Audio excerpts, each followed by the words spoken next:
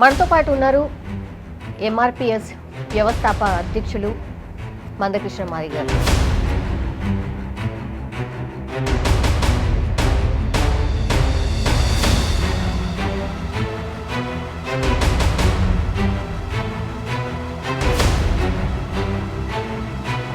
నిజంగా పార్టీల సపోర్ట్తో ఈరోజు ఎస్సీ వర్గీకరణ జరుగుతుంది అనుకుంటున్నారా, లేకపోతే సుప్రీంకోర్టు ఇచ్చింది కాబట్టి జరిగింది అనుకుంటున్నారా? 30 ఏళ్ల క్రితం ఒక కుగ్రామంలో ఒక 10-15 మందితో మొదలైన ఉద్యమం. ఆనాడు మీరు ఐ థింక్ కొంత భావోద్వేగానికి కూడా గురైనట్టున్నారు. పశువుల మీద చేతులు వేసుకొని తీసుకెళ్లేటోళ్ళే మేము కనిపిస్తే మమ్మల్ని దూరం దూరం పెట్టి వాళ్ళు దూరంగా నడిచేవాళ్ళు. పశువుల కంటే హీనంగా చూడబడ్డ ఒక కులం బిడ్డలు ప్రధానమంత్రి పక్కనే కూర్చునే కాడికి వచ్చాం కదా. కాడికి మీకు ఎస్సీ వర్గీకరణ జరుగుతుంది, స్టార్ట్ అవుతుంది, ఆ ప్రక్రియ ముందుకు సాగుతుంది అన్నప్పుడు సార్ ఫస్ట్ మీ ఫీలింగ్ ఏంటి సార్? ఈ లక్ష్యాన్ని సాధించడం కోసం జరిగిన పోరాటంలో మా బిడ్డల మరణాలు ముందు మా కళ్ళ ముందు కనిపించాయి.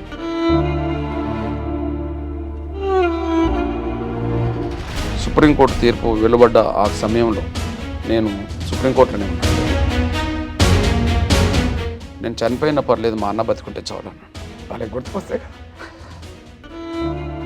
అందువల్ల వాళ్ళ త్యాగాలకే. మనతో పాటు ఉన్నారు ఎంఆర్పిఎస్ వ్యవస్థాపక అధ్యక్షులు మందకృష్ణ మాది గారు. చాలా హ్యాపీగా ఉండుంటారు, బికాస్ ఎస్సీ వర్గీకరణ జరగబోతోంది, కొన్ని ఏళ్ల పోరాటం అది. సో ఆబ్వియస్లీ వాళ్ళ జాతి కోసం ఒక న్యాయ పోరాటం ఏదైతే జరిగిందో అది ఫలించబోతోంది కాబట్టి డెఫినెట్లీ హ్యాపీగానే ఉండుంటారు. ఇంకా మిగతా విషయాలు కూడా మాట్లాడదాం. సార్ స్టూడియోలో ఉన్నారు. సార్ నమస్తే. నమస్కారం తల్లి. Sir very fresh and happy mood and positiveness కనిపిస్తోంది సార్. తల్లి ఎంత హ్యాపీగా ఉన్నారు? ఎస్సీ వర్గీకరణ జరగబోతోంది అండ్ కొన్నేళ్ల పోరాటం ఫలించబోతోంది. పోరాటం 3 దశాబ్దాలు తల్లి, ఎక్కడ బ్రేక్ లేకుండా, ఎన్ని ఒడిదుడుకులు వచ్చినా, ఉద్యమం మీద ఎన్ని కుట్రలు జరిగినా, ఎన్ని రకాలుగా నిర్బంధాలు ఎదురైనా, కొంతమంది బిడ్డల్ని కోల్పోయినా, లక్ష్యాన్ని సాధించాలనే ఒక పట్టుదలతో ఉద్యమం జరిగింది. వ్యక్తిగతమైన ప్రయోజనాల కంటే జాతి సమాజం ప్రయోజనాలు ముఖ్యమనే లక్ష్యంతో ఈ ఉద్యమం జరిగింది. కాబట్టి ఎన్నో అడ్డంకులను అధిగమించి ఒక లక్ష్యాన్ని చేరుతున్న సమయంలో సాధారణంగానే జాతి బిడ్డలకు భవిష్యత్తు వాళ్ళ ప్రయోజనాలు వాళ్ళకి దక్కబోతున్నాయి కదా. నిన్నటి వరకు వాళ్ళకి అవకాశాలు దక్కలేదు, రేపో మాపో వాళ్ళ అవకాశాలు అందుకోబోతున్నారు కదా అనే ఒక ఉంటుంది కదమ్మా. అంతవరకు మీ పోరాటంలో చాలా వరకు అంటే రాజకీయ పార్టీలు మీరు ఎంతో అంటే ఎక్కని మెట్టు లేదు, దిగని మెట్టు లేదు, అవన్నీ కూడా గుర్తు చేసుకున్నప్పుడు నిజంగా పార్టీల సపోర్ట్తో ఈరోజు ఎస్సీ వర్గీకరణ జరుగుతుంది అనుకుంటున్నారా, లేకపోతే సుప్రీంకోర్టు ఇచ్చింది కాబట్టి జరిగింది అనుకుంటున్నారా? అంటే ఇందులో 2 ఉన్నాయమ్మా. ఒకటి ప్రధానంగా ఉద్యమం. 30 ఏళ్ల క్రితం ఒక కుగ్రామంలో ఒక 10-15 మందితో మొదలైన ఉద్యమం ఈరోజు దేశంలో ఒక బలమైన సోషల్ మూమెంట్గా నడుస్తున్నది, కొనసాగుతున్నది. ఇంతకుముందే చెప్పినట్టుగా ఒక లక్ష్యాన్ని చేరడం కోసం అన్ని ప్రయత్నాలు చేశాం. ఇక నిర్బంధాలు, కష్టాలు, నిందలు, జైళ్ళు, శిక్షలు ఇవన్నీ ఒక ఉద్యమ ప్రస్థానంలో అన్నీ ఎదురైనాయి. సేమ్ టైం ఎంత మేము ఉద్యమం నిలబెట్టుకోవడానికి ప్రయత్నం చేసినా సమాజం మద్దతు మాకు అండగా నిలబడ్డది. మాలయేతర మొత్తం సమాజం, అన్ని వర్గాల అండదండలు మొదటి నుంచి ఎంఆర్పేసుకున్నాయి. దానికి కారణం వీళ్ళు అన్యాయం గురైన వాళ్ళు, వీళ్ళకి న్యాయం జరగాలి, వాళ్ళ తరఫున పోరాటం జరుగుతుంది, మనం వీలైన మేరకు మన శక్తిని మనం తోడ్పాటుని అందిద్దామని చెప్పి సమాజంలో ఉండబడే అన్ని వర్గాల పెద్దలు, మానవతావాదులు, ప్రజాస్వామికవాదులు అందరి అండదండలు అందించారు. వాళ్ళకి ఎప్పుడు వ్యక్తిగతంగా నేనే కాదు, మా జాతి కూడా రుణపడి ఉన్నది. సేమ్ టైం ఉద్యమం చాలా కీలక దశలో అడ్డంకులు ఎదురవుతున్న సమయంలో కొన్ని సందర్భంలో రాజకీయ పక్షాలు ఇచ్చిన మాట నిలబెట్టుకోలేదు. వాళ్ళు ఇచ్చినప్పుడు, వాళ్ళ మాట ఇచ్చినప్పుడు వాళ్ళకు మేము తోడు ఉన్నాం. కొన్ని సందర్భంలో వాళ్ళు న్యాయం చేయలేకపోయారు.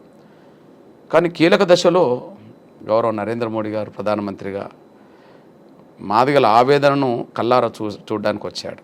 November 11, 2023 Hyderabad meeting. ఆయనకు అప్పటికే చరిత్ర అర్థమైపోయి ఉన్నది. అరే 30 ఏళ్ళ పోరాటం నడుస్తున్నది, వీళ్ళలో ఎంత ఆవేదన ఉన్నది. ఆ రోజు ప్రత్యక్షంగా మాదిగ ప్రజల ఆవేదన చూశాడు, సంకల్ప బలమేందో చూశాడు. ఎంఆర్పిఎస్ ఉద్యమం 94లో మొదలుపెట్టి 95, 96 వచ్చేటప్పటికి ఎంత ఉత్సాహంగా, ఎంత శక్తివంతంగా పనిచేసిందో ఈ 3 దశాబ్దాల్లో జరిగిన ఉద్యమం కూడా మళ్ళీ ప్రతి దశలో అట్లనే కనిపిస్తుంది. కాబట్టి ఆయన కల్లారా చూశాడు, నిజమే న్యాయం ఉన్నది కదా, ఈ న్యాయానికి అడ్డంకులు వస్తున్నాయి కదా, అడ్డంకులను అధిగమించడానికి ప్రభుత్వ పరంగా మేము చైతన్యం ఇవ్వాలి కదా అని చెప్పి ఆయన మనసా వాచ అనుకోవడం వల్ల జరిగిన పరిణామాల్లో కేంద్ర ప్రభుత్వం కూడా సుప్రీంకోర్టులో అఫిడవిట్ ఇవ్వాల్సిన పరిస్థితి వచ్చేసింది ఎస్సీ వర్గీకరణకు అనుకూలంగా. ఇప్పుడు ఎగ్జాంపుల్, ఇప్పుడు 2004లో అదే సుప్రీంకోర్టులో 5 జడ్జీలు ఎస్సీ వర్గీకరణ చెల్లదని చెప్పారు. ఎందుకు చెప్పారు? అప్పుడు కేంద్ర ప్రభుత్వం సపోర్ట్ లేదు, యూపీఏ గవర్నమెంట్ సపోర్ట్ లేదు, వాళ్ళు అఫిడవిట్ ఇవ్వలేదు, అనుకూలంగా ముందుకు రాలేదు, వాళ్ళ మీద ఒత్తిడి ఉన్నది. ఇప్పుడు కాంగ్రెస్ పార్టీలోనే ఉండి కాంగ్రెస్ పార్టీ వర్గీకరణకు అనుకూలంగా మేనిఫెస్టో పెడితే కాంగ్రెస్ పార్టీలో ఉన్న మాల సామాజిక వర్గంలో ఉన్న వాళ్ళే కదా మేము అడ్డు తగులుతామని ఇప్పటికీ మాట్లాడుతున్నది. ఆ రోజులు కూడా అట్లా అడ్డు తగులడం వల్ల మాకు సుప్రీంకోర్టులో కూడా మాకు న్యాయం జరగకుండా పోవడానికి దారితీసింది.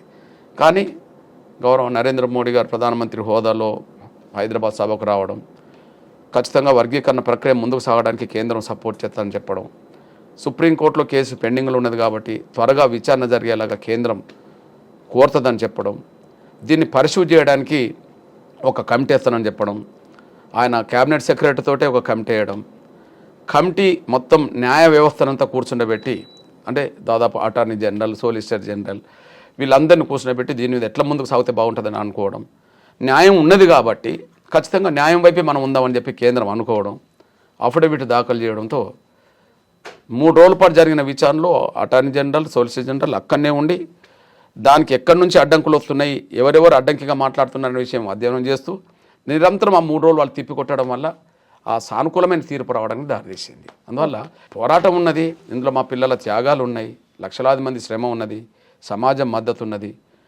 అతి కీలక దశలో మాత్రం కేంద్రం న్యాయబద్ధంగా ముందుకు రావడం వల్ల మాకు న్యాయం జరిగింది.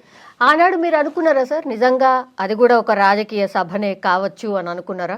ఆనాడు మీరు ఐ థింక్ కొంత భావోద్వేగానికి కూడా గురైనట్టున్నారు. నరేంద్ర మోడీ గారు మిమ్మల్ని ఓదార్చారు ఆ సభలో.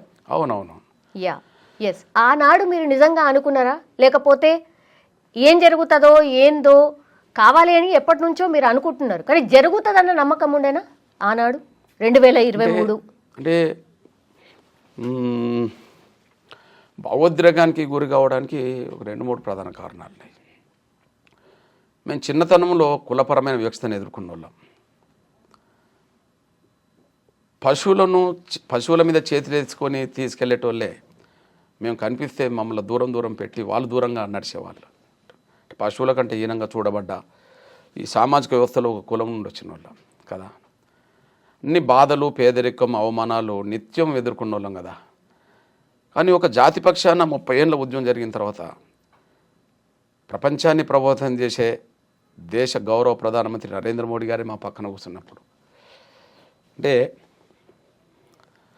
ఈ స్థాయికి వస్తుందని మేము ఊహించలేదు. కానీ పశువుల కంటే హీనంగా చూడబడ్డ ఒక కులం బిడ్డలు ప్రధానమంత్రి పక్కనే కూర్చునే కాడికి వచ్చాము కదా అనే కాడికి సహజంగా భావోద్రేకం వచ్చింది కదా. ఈ నేపథ్యంలో ఆయన కూడా అర్థం చేసుకోగలిగాడు, ఓదార్చగలిగాడు, పరిస్థితులను అధ్యయనం చేసినట్టుగానే ఆయన కూడా మాట్లాడాడు, ముందుకు సాగించాడు. ఓకే, ఆయన మాత్రం మాకు న్యాయం చేశాడమ్మా. మీకు ఎస్సీ వర్గీకరణ జరుగుతుంది, స్టార్ట్ అవుతుంది, ఆ ప్రక్రియ ముందుకు సాగుతుంది అన్నప్పుడు సార్ ఫస్ట్ మీ ఫీలింగ్ ఏంటి సార్? అంటే ముందు ఈ లక్ష్యాన్ని సాధించడం కోసం జరిగిన పోరాటంలో మా బిడ్డల మరణాలు ముందు మా కళ్ళ ముందు కనిపించినాయి. సుప్రీంకోర్టు తీర్పు వెలువడ్డ ఆ సమయంలో నేను సుప్రీంకోర్టులోనే ఉన్నాను.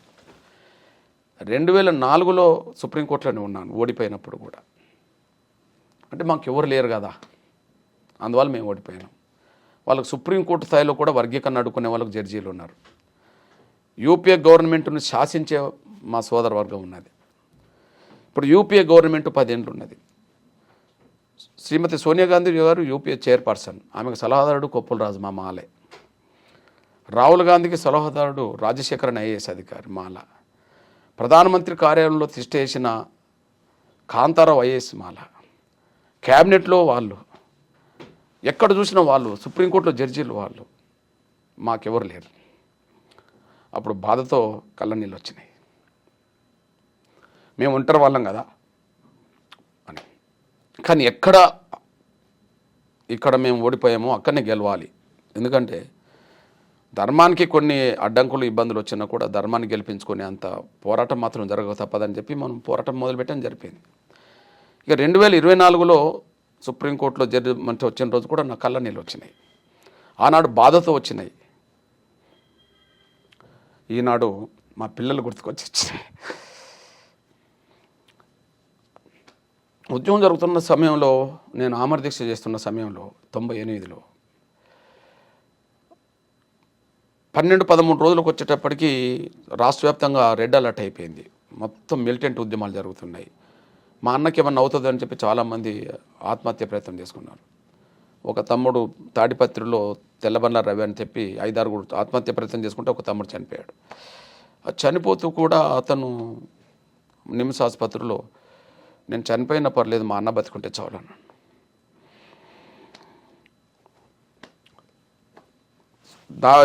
గాంధీభవన్ ఘటనలో కాంగ్రెస్ వర్గీకరణ చేత అని మోసం చేస్తే గాంధీభవన్ దగ్గర పడ్డప్పుడు మా పిల్లలు చనిపోతున్న క్రమంలో సురేందర్ దగ్గరికి నేను వెళ్ళాను. 90% పైగా కాలిన గాయాలతో, కళ్ళు కూడా చూడలేని పరిస్థితిలో అతను తగలబడ్డాడు.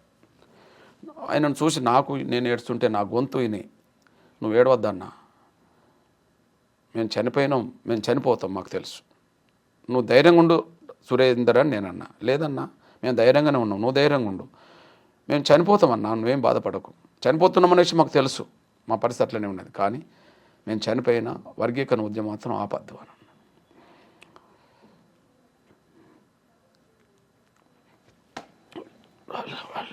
వాళ్ళకి గుర్తుకొస్తాయి కదా. అందువల్ల వాళ్ళ త్యాగాలకే మొదటి ప్రాధాన్యత. చాలామంది చనిపోయారు అట్లా. అంటే మేము చనిపోయినా పర్లేదు, మేము చనిపోతున్నామని తెలుసు, మేము చనిపోతాం, అయినప్పటికీ మీరు వర్గీకరణ ఉద్యమం ఆపద్దు అని అంటారు. అంటే ఇదే వాళ్ళు చనిపోకుండా ఈ యుద్ధంలో మేము గెలిస్తే మా పిల్లలు చూసేవాళ్ళు కదా. మేము బతికుండి చూడగలుగుతామేమో రేపు మా బిడ్డలు ఫలాలనుకున్నప్పుడు, కానీ దీనికోసం ప్రాణాలు అర్పించిన బిడ్డలు వాళ్ళు చూడలేరు కదా. అవి గుర్తుకొచ్చినాయి. ముందు జడ్జిమెంట్ వచ్చినప్పుడు గుర్తుకొచ్చింది మా పిల్లలే, వాళ్ళ మరణాలు. వేలాది మంది కార్యకర్తలు ఒక సైన్యంగా తయారయ్యారు ఎంఆర్పిఎస్కు. మీరు గమనించండి. ఓకే, 94-95 ఉద్యమం కొంత విస్తరణ జరుగుతున్నప్పుడు క్యాడర్ ఎంత ఉత్సాహంగా చైతన్యంగా పనిచేస్తారో 30 ఏళ్లలో కూడా అదే చైతన్యంతో, అదే పట్టుదలతో ఎంఆర్పిఎస్ కార్యకర్తలు పనిచేస్తారు. ఎన్నో అడ్డంకులు, ఎన్నో కుట్రలు ఉద్యమం మీద జరిగినాయి. బహుశా ఎంఆర్పిఎస్ ఉద్యమం మీద జరిగిన అన్ని కుట్రలు, నిర్బంధాలు ఏ సోషల్ మూమెంట్ జరగలేదు దేశవ్యాప్తంగా. అన్ని జరిగినా చెక్కు చెదరని ఆత్మవిశ్వాసంతో ఎంఆర్పిఎస్ కార్యకర్తలు పనిచేశారు. కాబట్టి చనిపోయిన అమరులు, కష్టపడ్డ కార్యకర్తలు, సమాజం అందించిన మద్దతు, లాస్ట్కు గౌరవ నరేంద్ర మోడీ గారు ఇచ్చిన సహకారం, అంతిమంగా గౌరవ చీఫ్ జస్టిస్ చంద్రచూడ్ గారు అధ్వర్యంలో వచ్చిన తీర్పు మాదిగల్ని గెలిపించడానికి దారితీసింది. సో ఇది 30 ఏళ్ళు మీ కళ్ళ ముందు, అంటే ఆ తీర్పు వచ్చిన తర్వాత మొత్తం అన్నీ గుర్తొస్తాయి ఆబ్వియస్. సహజంగా తల్లి. అంటే మాకెవరు గాడ్ ఫాదర్ లేరు. మేమేం మొదలు పెట్టాం, మేమేం ముందుకు నడిపించాం. ఎన్ని వచ్చినా కూడా వాటిని అధిగమించేంతవరకు మేమే ప్రయత్నం చేశాం. గాడ్ ఫాదర్లు ఎవరు లేరు. కాకపోతే సమాజం చాలా గొప్పగా స్పందించి ఎంఆర్పిఎస్కి అండగా నిలబడ్డది. ఇప్పుడు కోల్పోయిన బిడ్డలకు సంబంధించి అన్న ఎట్లా, అంటే వాళ్ళకి ఏం చేయబోతున్నారు? అంటే కుటుంబాలు చాలామంది చూస్తుంటారు కదా, అదే వచ్చింది, మన హక్కు మనకు దక్కింది అనే సంతోషం ఉంటుంది కదా. ఖచ్చితంగా ఒకవైపు సుప్రీంకోర్టు తీర్పు వచ్చి ఇంకా వర్గీకరణ పాలాలు అందుబాటులోకి రాబోతున్నాయని చెప్పి జాతి సమాజం, ఎందుకంటే జాతి ఒకటే కాదు సమాజం కూడా, అరే వాళ్ళ పోరాటానికి న్యాయం జరగబోతుంది, వాళ్ళ పిల్లలకు మేలు జరగబోతుందని సమాజం కూడా బాగుంటున్న సమయంలో మళ్ళీ కొన్ని అడ్డంకులు కుట్రలు మళ్ళీ ఎదురవుతున్న సమయంలో అరే మరికొంతకాలం ఆలస్యం అవుతుందేమో అనే ఆవేదన సహజంగా ఉంటుంది కదా. అయినప్పటికీ వాటన్నిటిని అధిగమించాల్సిందే. 30 ఏళ్ళుగా వచ్చిన అడ్డంకులను ఎట్లయితే పోరాట స్ఫూర్తితోటి సంకల్ప బలంతో సమాజం అందించిన మద్దతుతోటి ఎట్లయితే అన్ని అడ్డంకులను అధిగమిస్తూ ఈ దశకు వచ్చామో, ఇప్పటికీ చివరి అడ్డంకిగా ఇంకా మాట్లాడుతున్న వాళ్ళని అధిగమించి మళ్ళీ దాన్ని అమలు చేయించుకోవడమే దృష్టి పెట్టాలి అంతే. ఎంఆర్పిఎస్ అంటే అన్న మాదిగలు అండ్ మాలలు, దళితులు అంటే అందరూ కలిసే అదే అని అనుకున్నాం నిజంగానే. మొన్న జరిగినటువంటి మాలల సింహ గర్జన తరువాత మీకు చిన్న క్లూ కూడా లేకుండా నాన్న మాలలు ఇట్లా ఇంత పెద్ద సభ పెట్టబోతున్నారు, మీ గురించే మాట్లాడబోతున్నారు అని మీకు తెలీదా? ఎందుకు తెలియదమ్మా, తెలుసు. ఇప్పుడు ఆగస్టు 1వ తారీఖు నాడు తీర్పు వచ్చింది. ఆగస్టు 1వ తారీఖున వచ్చిన తీర్పు తర్వాత ఎంఆర్పిఎస్ ఇక విజయం సాధించింది అని మేము ముందుకెళ్ళాము. ఈ తీర్పును మేము అంగీకరించాం అని చెప్పి ఇంకా వాళ్ళు మాట్లాడుతూ వచ్చారు. తీర్పును ఎట్టి పరిస్థితులు అడ్డుకుంటామని చెప్పి రివ్యూ పిటిషన్లు వేశారు.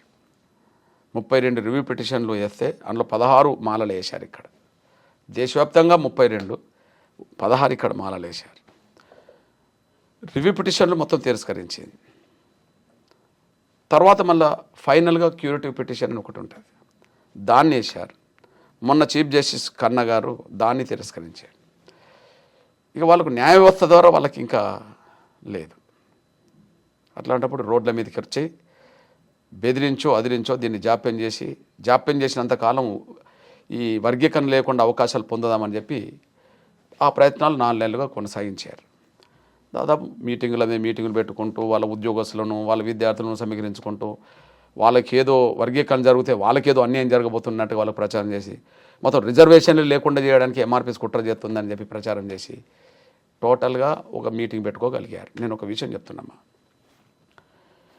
ఈ సమాజంలో ఎవరికన్నా అన్యాయం జరిగినప్పుడు న్యాయం కోసం పోరాటాలు మొదలు పెడతారు. ఎవరికన్నా అన్యాయం జరిగితే న్యాయం కోసం ఉద్యమాలు చేస్తారు. న్యాయం జరగాలని మీటింగులు పెడతారు. వాళ్ళకి ఏ అన్యాయం జరిగిందని మీటింగ్ పెట్టారు? పోనీ వాళ్ళ వక్తల్లో వాళ్ళు మాట్లాడిన వాళ్ళలో మాకు ఈ అన్యాయం జరుగుతుందని ఎవరు చెప్పారు? అన్యాయం జరిగితే న్యాయం కోసం మీటింగులు పెట్టాలి, న్యాయం కోసం పోరాటం చేయాలి. మళ్ళీ మీటింగ్ పెట్టిందైనా మీటింగ్ వేదిక మీద మాట్లాడిన వాళ్ళైనా వర్గీకరణ జరగనీయము, మేము అడ్డుకుంటాం అంటాను. అంటే ఇంకొకరి హక్కులను మేము అడ్డుకుంటామని అర్థం. రిజర్వేషన్ల ఫలాలు ఏకపక్షంగా మేమే అనుభవిస్తాం, ఇందులో ఎవరి వాటా ఇవ్వం. మేము వాటా అడుగుతున్నాం, మా జనాభా ఎంతో మా వాటా అంతా రావాలి.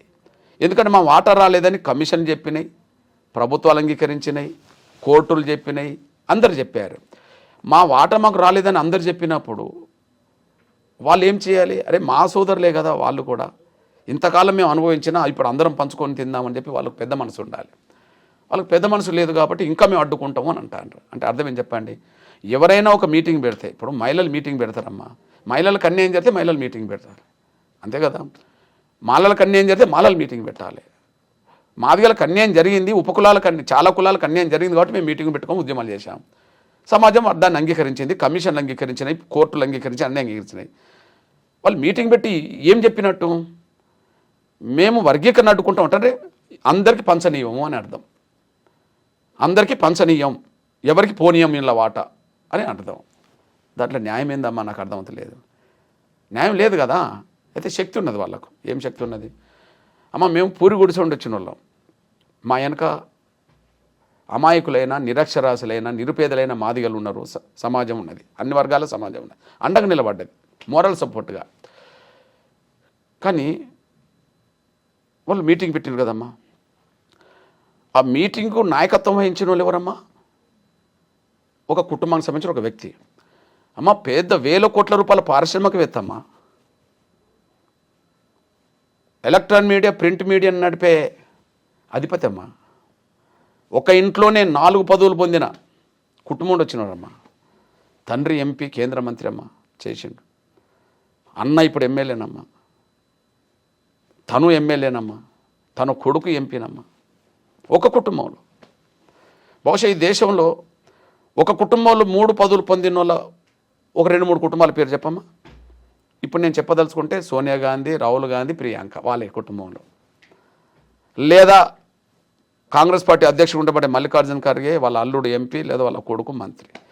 ఈ దేశంలో ఒకే కుటుంబంలో 3 చట్టసభల పదవులు పొందిన వాళ్ళు మళ్ళీ వీళ్ళేనమ్మా. పారిశ్రామికవేత్తలమ్మా, 50,000 లక్ష కోట్ల రూపాయల అధిపతులమ్మా వాళ్ళ పారిశ్రామికవేత్తలు, పరిశ్రమ నడిపేటోళ్ళమ్మా. 2 ఒక ప్రింట్ మీడియా, ఒక ఎలక్ట్రానిక్ మీడియా నడపాలంటే 100 కోట్ల రూపాయలు అవసరమమ్మా. 3 చట్టసభలు వాళ్ళ ప్రాతినిధ్యం మొదటి నుంచి వాళ్ళకు ఉన్నదమ్మా.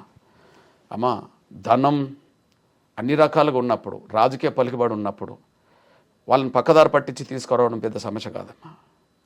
ఆవేదన చాటుకోవడానికి పెట్టలేదమ్మా, ఇంకొకరు హక్కులను హరించడానికి వాళ్ళు మీటింగ్ పెట్టారు. అందుకనే సమాజం ఆ మీటింగ్ను అంగీకరించదమ్మా. ఎందుకంటే ఇప్పుడు ఎంఆర్పిఎస్ మీటింగ్ పెడితేమ్మా అన్ని పార్టీలు, అన్ని సంఘాల వాళ్ళు వచ్చి వేదిక మీద ఉంటారు. అన్ని పార్టీలు, అన్ని సామాజిక వర్గాల్లో వస్తారు. మళ్ళీ న్యాయం ఉన్నది ఎంఆర్పిఎస్ వైపు అని చెప్పి అమ్మా మీటింగ్ పెట్టారు కదా. పోనీ వాళ్ళకి అన్యాయం జరిగితే న్యాయం కోసం మీటింగ్ పెడితేనన్నా ఎవరన్నా సపోర్ట్ చేస్తారమ్మా. ఇంకోరి హక్కులు వద్దని చెప్పడానికి మీటింగ్ పెట్టిండ్రమ్మా. మీరే ఆలోచించండి. కాబట్టి ఏ పార్టీ, ఏ ఇతర మాలేతర సంఘ నాయకులు అక్కడ కనిపించలేదమ్మా వేదిక మీద. దీన్ని బట్టి స్వార్థం ఎవరిది, న్యాయం ఎవరిది? ఓకే, స్వార్థం ఉన్న వాళ్ళకు పలుకుబడి ఉన్నదమ్మా, డబ్బు ఉన్నదమ్మా, రాజకీయ పలుకుబడి ఉన్నదమ్మా. వాళ్ళలో వేలాది మంది, మాదిగల కంటే ఎక్కువ మంది ఉద్యోగస్తులు ఉన్నారమ్మా. పలుకుబడితో ఏదైనా చేసుకుంటారమ్మా, కానీ అంతిమంగా ఓడిపోతారమ్మా వాళ్ళు. ఎందుకంటే మీరు కలుపుకుని పోయే ప్రయత్నం చేయలేదు సార్ ఫస్ట్ నుంచి కూడా? ఎందుకు ఇట్లా మరి? విషయం ఏంటంటే తల్లి, ఉన్నది పంచుకుందాం, మన మధ్యలో తేడా లేకుండా కూర్చుందామంటే నేను ఎప్పుడు కూర్చుంటానమ్మా. కానీ అసలు పంచుకోవడానికే ఒప్పుకోం అంటున్న వాళ్ళతో ఎట్లా కూర్చోవాలమ్మా మీరే చెప్పండి. ఇప్పుడు మాదిగలకు అన్యాయం జరిగిందా లేదా? మాదిగలతో పాటు ఇంకా 57 కులాలు దళితుల్లో ఉన్నారు, వాళ్ళకి అన్యాయం జరిగిందా లేదా? అమ్మ, ఒక్క వర్గమే ఎందుకు వ్యతిరేకిస్తుందమ్మా చెప్పు?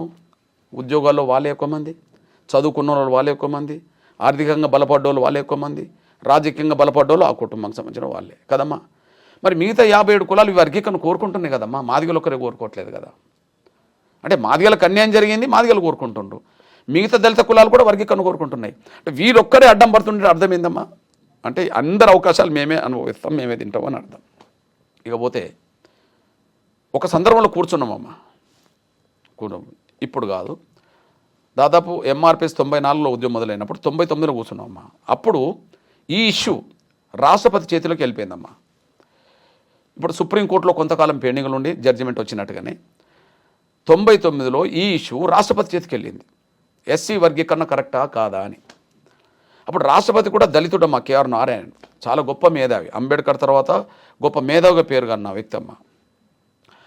ఆయన చేతిలో ఈ ఎస్సీ వర్గీకరణ సమస్య పెండింగ్లో ఉన్నప్పుడు అక్కడికి వెళ్ళినప్పుడు దానికంటే ముందు ఒక మాల పెద్దలు మమ్మల్ని కూర్చోబెట్టారమ్మ. అప్పుడు పివి రావు గారు దీనికి నాయకత్వం వహిస్తున్నారు. తర్వాత జూపూడి, తర్వాత ఇప్పుడు వీళ్ళందరూ ఇప్పుడు ఎవరెవరో వస్తూనే ఉన్నారు. అప్పుడు ఏమైందంటే అమ్మ, ఒక వర్ధన్ అనే ఒక స్వచ్ఛంద సంస్థ నడిపే మాల పెద్ద ఆయన ఇంట్లోనే చర్చలు జరిగినాయి. దానికి సాక్షి సంతకంలో మల్లు రవి కూడా ఉన్నాడు. అప్పుడు నాయకుడిగా పివి రావు గారు, సాక్షి సంతకం జూపూడి బ్రోకర్ కూడా పెట్టాడు. అందులో ఏం రాసుకున్నామమ్మా? అందులో ఏమున్నదంటే దళితుల్లో అసమానతలు ఉన్నాయి, ఒప్పుకున్నాం. ఈ అసమానతలను నివారించే దిశగా రాష్ట్రపతి ఏ నిర్ణయం తీసుకున్నా కట్టుబడి ఉందాం. ముందు అసమానతలు అనేది ఒప్పుకున్నాం, సంతకం పెట్టినాం. మరి సమస్య పరిష్కారం ఎవరి చేతికి వెళ్ళింది అని చేతికి. ఈ అసమానతల నిర్మూలన కోసం, నివారించడం కోసం రాష్ట్రపతి ఏ నిర్ణయం తీసుకున్నా కట్టుబడి ఉందా అని చెప్పాను. అమ్మ, సంతకాలు అయిపోయిన తర్వాత నెల రోజుల తర్వాత రాష్ట్రపతి ఎస్సీ వర్గీకరణ కరెక్టే అని చెప్పేశాడమ్మా. రాష్ట్రపతి చెప్పాడమ్మా, నో మేము వినమని మళ్ళీ చెప్పారమ్మా. ఇప్పుడు చెప్పండి తల్లి, సుప్రీంకోర్టు అత్యున్నత ధర్మాసనము 7 జడ్జిలతో కూడిన రాజ్యాంగ ధర్మాసనం, అందులో ధర్మాసనానికి చీఫ్ జస్టిస్ నాయకత్వం వహిస్తుంటే ఆయన ఇచ్చిన తీర్పును ఇప్పుడు బేఖాతరు అంటలేరమ్మా. అన్నాడు రాష్ట్రపతి నిర్ణయాన్ని కూడా బేఖాతరు అన్నారమ్మా. మరి ఎవరి మాట వినాలమ్మా? ఇప్పుడు ప్రధానమంత్రులు వర్గీకరణకు సపోర్ట్ చేస్తున్నారు. ఓకే, మన్మోహన్ సింగ్ గారు కూడా వర్గీకరణ సపోర్ట్ చేశాడు, బిల్లు పెట్టకుండా వీళ్ళు అడ్డం పడ్డారు. ఇప్పుడు రేవంత్ రెడ్డి గారు వర్గీకరణ సపోర్ట్ చేస్తున్నారమ్మా. మీరు ముందుకెళ్ళొద్దని చెప్పి ఇప్పుడు అడ్డం పడతలేరా? అట్లనే ప్రధానమంత్రి మన్మోహన్ సింగ్ గారు ఉన్నప్పుడు కూడా వర్గీకరణకు ఆయనకు అనుకూలమే కమిషన్ వేసాడు ఉషమైన కమిషన్. రిపోర్ట్ వచ్చినాక వర్గీకరణకు అనుకూలంగా రిపోర్ట్ వచ్చినాక రిపోర్ట్ని అమలు చేద్దని అడ్డం పడ్డారు. అప్పుడు అంటే రాష్ట్రపతి నిర్ణయాలు బేఖాతరు చేసే స్థాయిలో వాళ్ళు ఉన్నారు. ప్రధానమంత్రుల నిర్ణయాన్ని వాళ్ళు బేఖాతరు చేస్తారు. ఈ దేశంలో ఎస్సీ వర్గీకరణ మీద వేసిన కమిషన్ అన్ని వర్గీకరణ సపోర్ట్ చేసినాయమ్మా. ఇప్పుడు ఆంధ్రప్రదేశ్లో ఎస్సీ వర్గీకరణ మీద కమిషన్ చంద్రబాబు నాయుడు గారు వేసాడమ్మా 94 కమిషన్ సపోర్ట్ చేసింది. Justice Ramachandra commission. నేను పుట్టకముందు లాల్ బహదూర్ శాస్త్రి గారు ప్రధానమంత్రిగా ఉన్నప్పుడు కమిషన్ పడ్డదమ్మా, లోకూర్ కమిటీ, అది వర్గీకరణ సపోర్ట్ చేసింది. పోనీ యూపీఏ గవర్నమెంట్లో మన్మోహన్ సింగ్ గారు గవర్నమెంట్లో జస్టిస్ ఉషా మేరా కమిషన్ వేసినమ్మా, వర్గీకరణ సపోర్ట్ చేసింది. మహారాష్ట్రలో లాహోజీ సాల్వే కమిటీ పడ్డదమ్మా, వర్గీకరణ సపోర్ట్ చేసింది. తమిళనాడులో జస్టిస్ జనార్దన్ కమిషన్ పడ్డదమ్మా, వర్గీకరణ సపోర్ట్ చేసింది. కర్ణాటకలో జస్టిస్ సదాశివన్ కమిషన్ పడ్డదమ్మా, వర్గీకరణ సపోర్ట్ చేసింది. ఉత్తరప్రదేశ్లో హుకుమ్ సింగ్ కమిషన్ పడ్డదమ్మా, వర్గీకరణ సపోర్ట్ చేసింది. హర్యానాలో పంజాబ్లో ఉమ్మడిగా ఉషా మేరా కమిషన్, తర్వాత జస్టిస్ లాహోజీ సాల్వే కమిషను ఇక్కడ పడ్డదమ్మా. ఇట్లా ప్రతి రాష్ట్రంలో కమిషన్లు పడ్డాయమ్మా.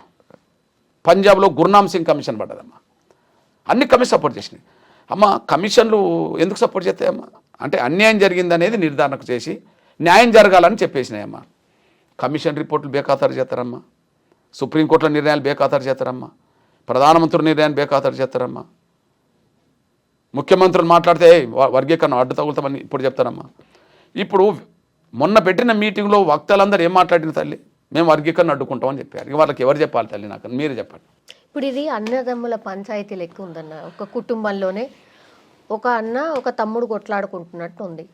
మరి దీనికి పరిష్కారము లేదా అంటే ఇప్పటి వరకు మాలలే లబ్ధి పొందిండ్రు అని మీరు అంటున్నారు. అమ్మా నాకు అర్థమైంది తల్లి.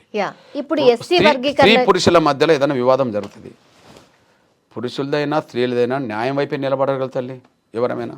నంబర్ 1 కుటుంబం మీరు అన్నట్టుగా అన్నదమ్ముల మధ్యలోనే ఒక స్ట్రగుల్ జరుగుతుంది. ఆ అన్నదమ్ముల మధ్యలో న్యాయం ఎవరిది అన్యాయం ఎవరిదో తేలుతుంది కదా తల్లి. ఓకే, 2 కులాల మధ్యలోనే యుద్ధం జరుగుతుంది. ఏ కులం న్యాయం వైపు ఉన్నదనే విషయం నిర్ధారణ జరుగుతుంది తల్లి కదా.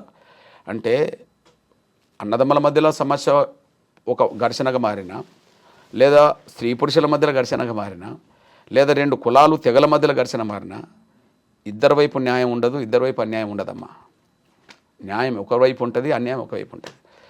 ఇప్పుడు చెప్పండి తల్లి, న్యాయం ఇటు ఉన్నదని సమాజం ఒప్పుకున్నది కదా, కమిషన్లు ఒప్పుకున్నాయి కదా, కోర్టులు ఒప్పుకున్నాయి కదా, ప్రధానమంత్రులు ఒప్పుకున్నారు కదా, రాష్ట్రపతులు ఒప్పుకున్నారు కదా, మేము ఒప్పుకోమంటాను. ఇప్పుడు ఎవరు చెప్పాలి తల్లి, నువ్వే చెప్పు.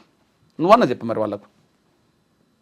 నా బిడ్డగా నా చెల్లెగా నువ్వు చెప్పు, న్యాయం వైపు చెప్పు అన్న. ఇప్పుడు ఇష్యూ ఏంటి అంటే మాలల సంఖ్య ఎంత, మాదిగల సంఖ్య ఎంత, ఈ కొట్లాట ఈయనైనా వచ్చింది అంటే సంఖ్యాబలం దానికోసమేనా? అట్లేం లేదు తల్లి. నేనంటే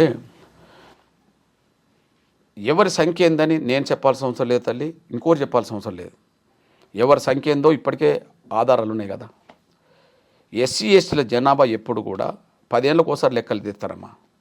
కులాల వారిగా తెగల వారిగా లెక్కలు తీస్తారమ్మా. అవి ఎప్పుడు 10 ఏళ్ళకు ఒకసారి అందుబాటులో ఉంటాయమ్మా. కాబట్టి నేను ఇంతమంది ఉన్నామని నేను చెప్పినా, ఎదటోళ్ళు మేము ఇంతమంది అది చెప్పినా ఏదో సంతృప్తి కోసం చెప్పడమే తప్ప లెక్కలు ఇప్పటికే రికార్డ్ అయి ఉన్నాయి కదా తల్లి, ఉన్నాయి కదా. ఇప్పుడు ఎవరికి నష్టం వస్తుంది చెప్పమ్మా? మాలల జనాభా ఇంత అంత వాళ్ళకు వస్తుంది, మాదిగల జనాభా ఇంత, మాదిగల జనాభా అంత వస్తుంది. మాదిగలు కానీ ఇంకా కొన్ని కులాలు ఉన్నాయి, వాళ్ళ జనాభా ఇంత, వాళ్ళ వాట వాళ్ళకి వస్తుంది.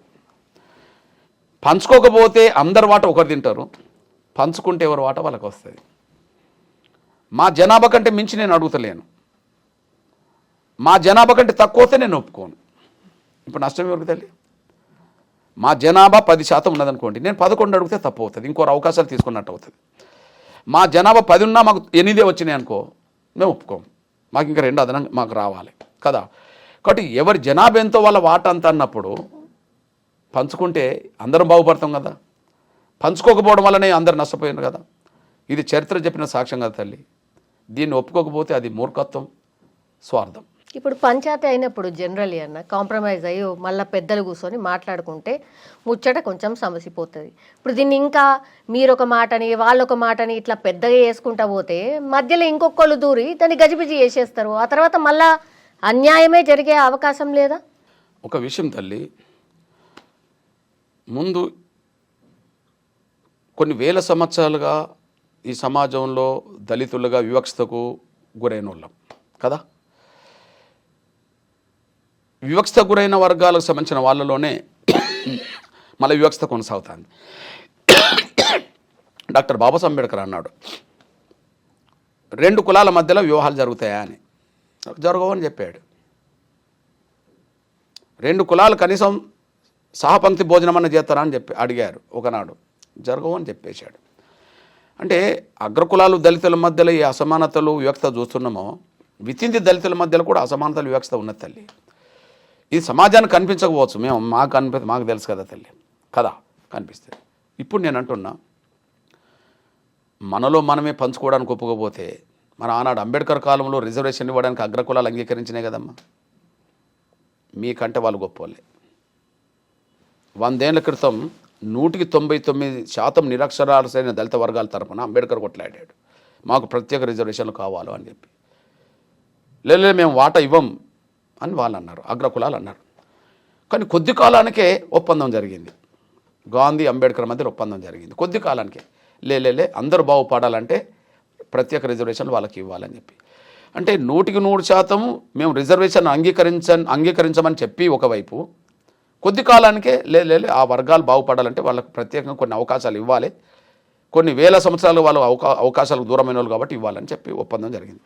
ఆ ఒప్పందం ఫలితమే ఇవాళ రిజర్వేషన్ తల్లి. ఆ రిజర్వేషన్ల వలన ఇవాళ గ్రామ పంచాయతీ మొదలుకొని రాష్ట్రపతుల దాకా దళితులు గిరిజనులు వాళ్ళు అవుతుండ్రు కదా తల్లి. ఉన్నది పంచుకోవడానికే మీరు ఒప్పుకోకపోతున్నారు, కానీ లేనప్పుడు ఇవ్వడానికి అగ్రకులాలు ఒప్పుకునే కదా తల్లి. లేనప్పుడు దళితులకు ఏ అవకాశాలు లేనప్పుడు వాళ్ళకి అవకాశాలు ఇవ్వాలని చెప్పి అగ్రకుల వ్యవస్థ 100 ఏళ్ల క్రితం ఒప్పుకున్నదమ్మా. కానీ 100 ఏళ్ల తర్వాత ఉన్నది పంచుకుందామంటే కూడా మేమే తింటామనేటోళ్ళు వీళ్ళు తయారైందమ్మా. ఇది తప్పు. ఇంకొకరికి అవకాశం ఇస్తుండ్రంటే అర్థం ఏంటి? మేము ఇవ్వట్లా, మేము న్యాయం అడుగుతున్నాం. న్యాయాన్ని సమర్థించింది సమాజం, అన్నీ సమర్థించారు. మీకు న్యాయం మీ వైపు ఉండవచ్చు, అయినా మేము అంగీకరించమంటాను. ఇంకేం చేయాలి? ఇప్పుడు చెప్పండి, ప్రధానమంత్రులు వర్గీకరణ న్యాయం అన్నారు కదా, మేము ఒప్పుకోమంటాను. రాష్ట్రపతులు వర్గీకరణకు అనుకూలం అన్నారు కదా, మేము ఒప్పుకోమంటాను. సుప్రీంకోర్టు తీర్పులు వర్గీకరణకు అనుకూలంగా ఉన్నాయి, మేము ఒప్పుకోమంటాను. మాలయేతర ఎవరినన్ను అడుగు ఎంఆర్పీ చేసే పోరాటంలో న్యాయం ఉన్నదంటారు, ఆయన మేము ఒప్పుకోమంటారు. వాళ్ళు ఎంత శక్తివంతులు తల్లి చెప్పండి, ఎంత స్వార్థం, ఎంత శక్తివంతులు వాళ్ళు. ఎవరు చెప్పాలి వాళ్ళకు? అయితే వాళ్ళకు పలుకుబడి శక్తి ఉన్నదని మేము మౌనంగా ఉండలేము కదా తల్లి. ఒక జాతి కోసం యుద్ధం చేస్తున్నాం కదా, జాతి కోసం యుద్ధం చేస్తున్నాం. గెలిపించి నా జాతికి అవకాశాలు అందించాలి. డాక్టర్ బాబాసాహెబ్ అంబేద్కర్ కాలంలో లేని రోజుల్లో అవకాశాలు సాధించడం కోసం ఆయన కష్టపడ్డాడు. 100 ఏళ్ల తర్వాత ఉన్న అవకాశాలు పంచుకోవడం కోసం మేము కష్టపడాల్సి వస్తుంది. మళ్ళీ ఇంకో పోరాటం జరగబోతోందా? పోరాటం మళ్ళీ జరగాలని అయితే కోరుకోనమ్మా. పోరాటం మళ్ళీ జరగాలని నేను కోరుకోను. ఎందుకంటే ఒకే తెలంగాణలో ముఖ్యమంత్రి గౌరవ రేవంత్ రెడ్డి గారు సుప్రీంకోర్టు తీర్పు వచ్చిన వెంటనే అందరికంటే, దేశంలో అందరికంటే ముందు అసెంబ్లీలో స్పందించాడు. అవును, తీర్మానం చేశారు. నేను కూడా ఆయనకు ధన్యవాదాలు చెప్పాను. ఓకే తల్లి, తను వ్యక్తిగతంగా ఎస్సీ వర్గీకరణకు అనుకూలం. వ్యక్తిగతంగా ఎందుకంటే మా ఉద్యమంలో పాల్గొన్నాడు, మా ధర్నాలో పాల్గొన్నాడు, మా మహాసభలో పాల్గొన్నాడు, వర్గీకరణ సపోర్ట్ చేశాడు. ఈ ముఖ్యమంత్రి కాకముందు విషయం చెప్తున్నాను నేను కదా. వ్యక్తిగతంగా మాదిగలకు అన్యాయం జరిగిందనేది ఆయన మనసులో ఉన్నది కాబట్టి మా సభల్లో ధర్నాలో పాల్గొన్న వ్యక్తి కదా. ఆయా సందర్భంలో మాకు కొంత చైతన్యం వ్యక్తే. తను ముఖ్యమంత్రిగా అందరికంటే ముందు వర్గీకరణ అమలు చేస్తామని మాట్లాడాడు. సరే, అందరికంటే ముందు అమలు చేయలేకపోయినా, ఎందుకంటే హర్యానా మొదలుపెట్టింది, పంజాబ్లో అమలు జరుగుతుంది, తమిళనాడులో అమలు జరుగుతుంది. కానీ అందరికంటే ముందు అమలు చేస్తామని కొన్ని కారణాల వల్ల ముందుకెళ్ళకపోయినా కమిషన్ పడ్డది, కమిషన్ తిరుగుతుంది. 10 రోజులకో 15 రోజులకో కమిషన్ రిపోర్టు వస్తుంది. తప్పకుండా వర్గీకరణ చేస్తాడని ఆశిస్తున్నాం. కానీ అడ్డంకులు కల్పిస్తామనే వాళ్ళని చూస్తే బాధ అనేది ఒకటి ఉంటుంది. అడ్డంకిలు కల్పించిన వాళ్ళు మరి అదే పార్టీలు ఉన్నారు కదా, ఎందుకని వాళ్ళని నిలువరించలేకపోతున్నారు? మరి ఎందుకని ఆప్తలేరు? అంత పెద్ద సభ ముఖ్యమంత్రి గారికి తెలియకుండా జరుగుతుందా? ఎట్లయితుంది అది? ఖచ్చితంగా వాళ్ళకు కాంగ్రెస్ అంటేనే అగ్రకులాల్లో రెడ్లది అని అంటారు, కానీ కాంగ్రెస్ అంటే దళితుల్లో మాలలది ప్రధానంగా. ఎందుకు నేను ఈ మాట అంటున్నంటే, ఇప్పుడు ఏ ఇంట్లో 2 పదవులు ఉంటే ఒకరిద్దరికి ఉండవచ్చు, 3 పదవులు ఉన్నది ఎవరికో చెప్పు ఇంట్లో, అదే కాంగ్రెస్లో. ఇప్పుడు ఉత్తమ్ కుమార్ రెడ్డి గారు లేదా వాళ్ళ భార్య ఇద్దరు ఉంటారు అనుకుందాం, లేదా జానారెడ్డి గారు ఇద్దరు కొడుకులు, ఒక ఎంపీ ఒక ఎమ్మెల్యే అనుకుందాం కదా. మల్లు రవి మల్లు బట్టి విక్రమ్ కూడా మాల వాళ్ళు ఇద్దరింట్లో ఉన్నారు. కానీ ఒక ఇంట్లో 3 పదవులు ఎవరికి ఉంటాయి? వివేక్ కుటుంబానికి ఉంటాయి. ఏ పార్టీ? కాంగ్రెస్ పార్టీ. కాంగ్రెస్ పార్టీలో మొదటి నుంచి దళితుల్లో మాల సామాజిక వర్గం పట్టు బాగా బిగించుకున్నది. ఈ దేశంలో మొదటి దళిత ముఖ్యమంత్రి ఎవరని ఉంటే ఉమ్మడి ఆంధ్రప్రదేశ్కి సంబంధించిన కర్నూలు వాసి పెద్దలు దామోదర సంజీవయ్య గారే ముఖ్యమంత్రి. అంటే దేశంలో మొదటి దళిత ముఖ్యమంత్రి పేరు ఆయనకి వచ్చిందంటే ఎప్పుడు పడ్డాయి వాళ్ళకి పునాదులు? నేను 65లో పుట్టాను, 65లో పుట్టక ముందే ఆయన ముఖ్యమంత్రి కాగలిగాడు. అక్కడి నుంచి ఇప్పటి వరకు, ఇప్పుడు పక్క రాష్ట్రం చూడండి, మల్లికార్జున ఖర్గే ఎస్సీ మాల, అంటే ఎస్సీ మాల, ఆయన ఇంట్లో కూడా 3 పదవులు ఉంటాయి. దేశంలో నాకు తెలిసి కాంగ్రెస్ పార్టీలో ఒకే ఇంట్లో 3 పదవులు ఉన్న వాళ్ళు 3 కుటుంబాలు, సోనియా గాంధీ, రాహుల్ గాంధీ, ప్రియాంక. అక్కడ మల్లికార్జున ఖర్గే వాళ్ళ అల్లుడు వాళ్ళ కొడుకు. ఇక్కడ పెద్దపల్లి ఎంపీ ఎవరో మీకు తెలుసు, ఓకే, చెన్నూరు ఎమ్మెల్యే మీకు తెలుసు, అదే సమయం బెల్లంపల్లి ఎమ్మెల్యే మీకు తెలుసు. ఒకే ఇంట్లో 3. అంటే వాళ్ళు పట్టు ఆ స్థాయిలో ఉన్నది. ఎగ్జాంపుల్, గౌరవ్ రాజశేఖర రెడ్డి గారు లాంటి ముఖ్యమంత్రి, స్వర్గీయ రాజశేఖర ముఖ్యమంత్రి, కృష్ణా ఎస్సీ వర్గీకరణ చేయించే బాధ్యత నాది, ఎన్ని అడ్డంకులైనా నేను చేపిస్తాను అని అన్నాడు. కానీ అట్లాంటి వైఎస్ రాజశేఖర రెడ్డి గారు కూడా ముందడిగేసి కేంద్ర ప్రభుత్వం ఒప్పించి కమిషన్ వేయించి కమిషన్ రిపోర్ట్ను అమలు చేయించడం కోసం ప్రయత్నం చేస్తున్న క్రమంలో కూడా ఆయన రిపోర్ట్ను అమలు జరగకుండా అడ్డుపడ్డారు వీళ్ళు. అడ్డం పడ్డ ఆవేదన ఆగ్రహ రూపం దాల్చినప్పుడే గాంధీ వన్ తగలబడ్డది. సోనియా గాంధీ మీటింగ్ రద్దయిపోయింది పరేడ్ గ్రౌండ్లో ఆ రోజుల్లో కదా. అంటే వాళ్ళు చాలా కాంగ్రెస్ పార్టీలో మాత్రం వాళ్ళను ఎవరు కూడా తాకలేనంత శక్తివంతంగా ఎదిగారు. అయినప్పటికీ పార్టీ విధానాలకు కట్టుబడి ఉండాల్సిన బాధ్యత ఉన్నది కాబట్టి వాళ్ళ మీద క్రమశిక్షణ చర్యలు తీసుకోండి అని చెప్పి మేము మాట్లాడాల్సిన పరిస్థితి వస్తుంది, తీసుకోవాల్సిన బాధ్యత ఉన్నది. ఎందుకంటే 2018 అసెంబ్లీ ఎన్నికల్లో సోదరులు రాహుల్ గాంధీ గారు గద్వాల సభలో ఎస్సీ వర్గీకరణకు కట్టుబడి ఉన్నాం, ఎస్సీ వర్గీకరణ పూర్తి చేసే బాధ్యత మాది అని చెప్పి ఓపెన్గా సభలో మాట్లాడాడు. Voice record. 2018 అసెంబ్లీ ఎన్నికల సందర్భంగా హైదరాబాద్ ఉన్నప్పుడు ఒక హోటల్లో అది మిడ్ది ప్రెస్లో గెట్ టుగెదర్ జరిగింది, ఎడిటర్స్ మీటింగ్ జరిగింది కదా. అందులో ఎస్సీ వర్గీకరణకు కాంగ్రెస్ కట్టుబడి ఉన్నది, అన్ని పార్టీలు ఒప్పించి ఈ వర్గీకరణ సాధిస్తుందని చెప్పి ఆయన మాట్లాడిండు. ఓకే, మల్లికార్జున ఖర్గే ఇప్పుడు ప్రజెంట్ దేశానికి కాంగ్రెస్ పార్టీ అధ్యక్షుడు. చేవెళ్ళ ఎస్సీ డిక్లరేషన్ చేసింది వర్గీకరణ చేస్తామని అందులో ఉన్నది. ఓకే, ముఖ్యమంత్రి మొదటి నుంచి వర్గీకరణకు అనుకూలం, ఇవన్నీ ఉన్నాయి. మరి కాంగ్రెస్ పార్టీ ఇంత స్టాండ్ వర్గీకరణకు అనుకూలమే కాదు, అసలు ఈ దేశంలో ఎస్సీ వర్గీకరణ చేసిన మొదటి పార్టీ కాంగ్రెసే. 94లో ఎంఆర్పిఎస్ వచ్చింది, కానీ 1975లోనే ఎస్సీ వర్గీకరణ కాంగ్రెస్ ప్రభుత్వం జైల్ సింగ్ గారు ముఖ్యమంత్రి ఉన్నప్పుడు పంజాబ్లో చేశారు. అంటే ఎస్సీ వర్గీకరణకు శ్రీకారం చుట్టిందే కాంగ్రెస్ ప్రభుత్వం, అయితే అక్కడ పంజాబ్లో. మరి ఇప్పుడు ఎస్సీ వర్గీకరణకు వ్యతిరేకమని చెప్పి రోడ్ల మీద మాట్లాడుతున్న వాళ్ళ పట్ల కాంగ్రెస్ అధిష్టానం ముఖ్యమంత్రి నిర్ణయాలు తీసుకోవాల్సిన అవసరం ఉన్నదా లేదా? ఉన్నది, వాళ్ళు ముందుకు రావాలని కోరుతున్నా. మీరు రిప్రజెంటేషన్ ఏమైనా ఇవ్వబోతున్నారా సార్? ఇదేంటిది ఇట్లా సభలు పెడుతుంటే మీరు ఊకోవడం ఏంది, అంతా అయిపోయిన తర్వాత మళ్ళీ ఇది ఏంది అని? ఖచ్చితంగా తల్లి, ముఖ్యమంత్రి గారిని ఓపెన్గానే అయితే కోరుతున్నాం. చూస్తారు కదా, media, electronic media, print media and social media, అదే సమయంలో ఇంటెలిజెన్స్ రిపోర్ట్ కూడా వెళ్ళిపోతుంది కదా. మా మంత్రి ముందు, దామోదర రాజు ముందు, అదే సమయం ఎమ్మెల్యేల ముందు మేము చెప్తున్నాం, మాకు వెంటనే అపాయింట్మెంట్ ఇవ్వకపోయినా మీకు ఎప్పటికప్పుడు మీరు ముఖ్యమంత్రి దగ్గర ఉంటారు కాబట్టి, ఇప్పుడు వర్గీకరణ సపోర్ట్ చేస్తూ వర్గీకరణ చేస్తామన్నా అదే పార్టీలో మేము వర్గీకరణ జరగనియమంటున్నప్పుడు అది న్యాయం కాదు, అది తప్పకుండా చర్యలు తీసుకోండి అని చెప్పి మీరు కోరండి అని చెప్పి మా వాళ్ళతో కూడా మాట్లాడుతున్నాం. వ్యక్తిగతంగా మీ మీద చాలా ఆరోపణలు కూడా చేశారు సార్. మాదిగ సామాజిక వర్గంకి మీరు చేసింది ఏం లేదు, మీరేదో మీ స్టేచర్ పెంచుకున్నారు, ఉద్యమం మాటున మీరు సూట్ కేసులు మోసిర్రని, ఏదో చేసిర్రని, అసలు వర్గీకరణను ఆపిందే మీరని, ఇట్లా రకరకాలుగా కూడా ఆరోపణలు వచ్చినాయి, మీకు తెలిసిందే. తల్లి విషయం ఏంటంటే ఏ నాయకత్వం బలంగా రాజీ లేకుండా ఉద్యమం చేస్తుందో ఆ నాయకత్వం మీద ఆధారం లేని ఆరోపణలు నిందలు మోపడం ఎవరైనా చేయవచ్చు, పెద్ద సమస్య ఉన్నది. ఈ 30 ఏళ్ళలో ఎన్నో ఆరోపణలు ఎన్నో నిందలు మా మీద రావచ్చు. ఎవరైనా నిరూపించిన చరిత్ర వరకు అన్నదమ్మా? లేదు, భవిష్యత్తులో కూడా ఉండదు. ఎందుకంటే మేము విలువలతో కూడిన వ్యక్తిత్వాన్ని కాపాడుకుంటూ ముందుకు నడిపి ఈ లక్ష్యానికి దశకు మేము వచ్చేసాం. ఇక మేము అంటున్నాం, మీరు అన్నారు మాదిగలకి ఏం చేసిండ్రు అని చెప్పి. మాదిగలకే కాదు, సమాజాన్ని కూడా చేశాం, అందులో మాలాలు కూడా చేశాం. ఇప్పుడు వేదికనెక్కారు కదా తల్లి, చాలామంది వేదికనెక్కారు కదా. ఓకే, వ్యక్తిగతంగా నన్ను దూషించవచ్చు, తిట్టవచ్చు, ఏదైనా చేయవచ్చు. కానీ నేను మాలలకు చేసినంత న్యాయం వాళ్ళు చేయలేదు కదా తల్లి. ఇప్పుడు ఎవరైతే వేదికకు నాయకత్వం వహించారో వాళ్ళతో సహా చెప్తున్నా, ఎగ్జాంపుల్ చెప్తున్నా. నేను 40 ఏళ్ళ క్రితం జైలుకి వెళ్ళాను తల్లి. మా ఊరు వరంగల్ జిల్లా అంటర్ రోడ్ శాంపేట. మా యొక్క 200-300 ఇండ్లు ఉంటాయి. మా మాలపల్లె 7-8-10 ఇండ్లు ఉంటాయి.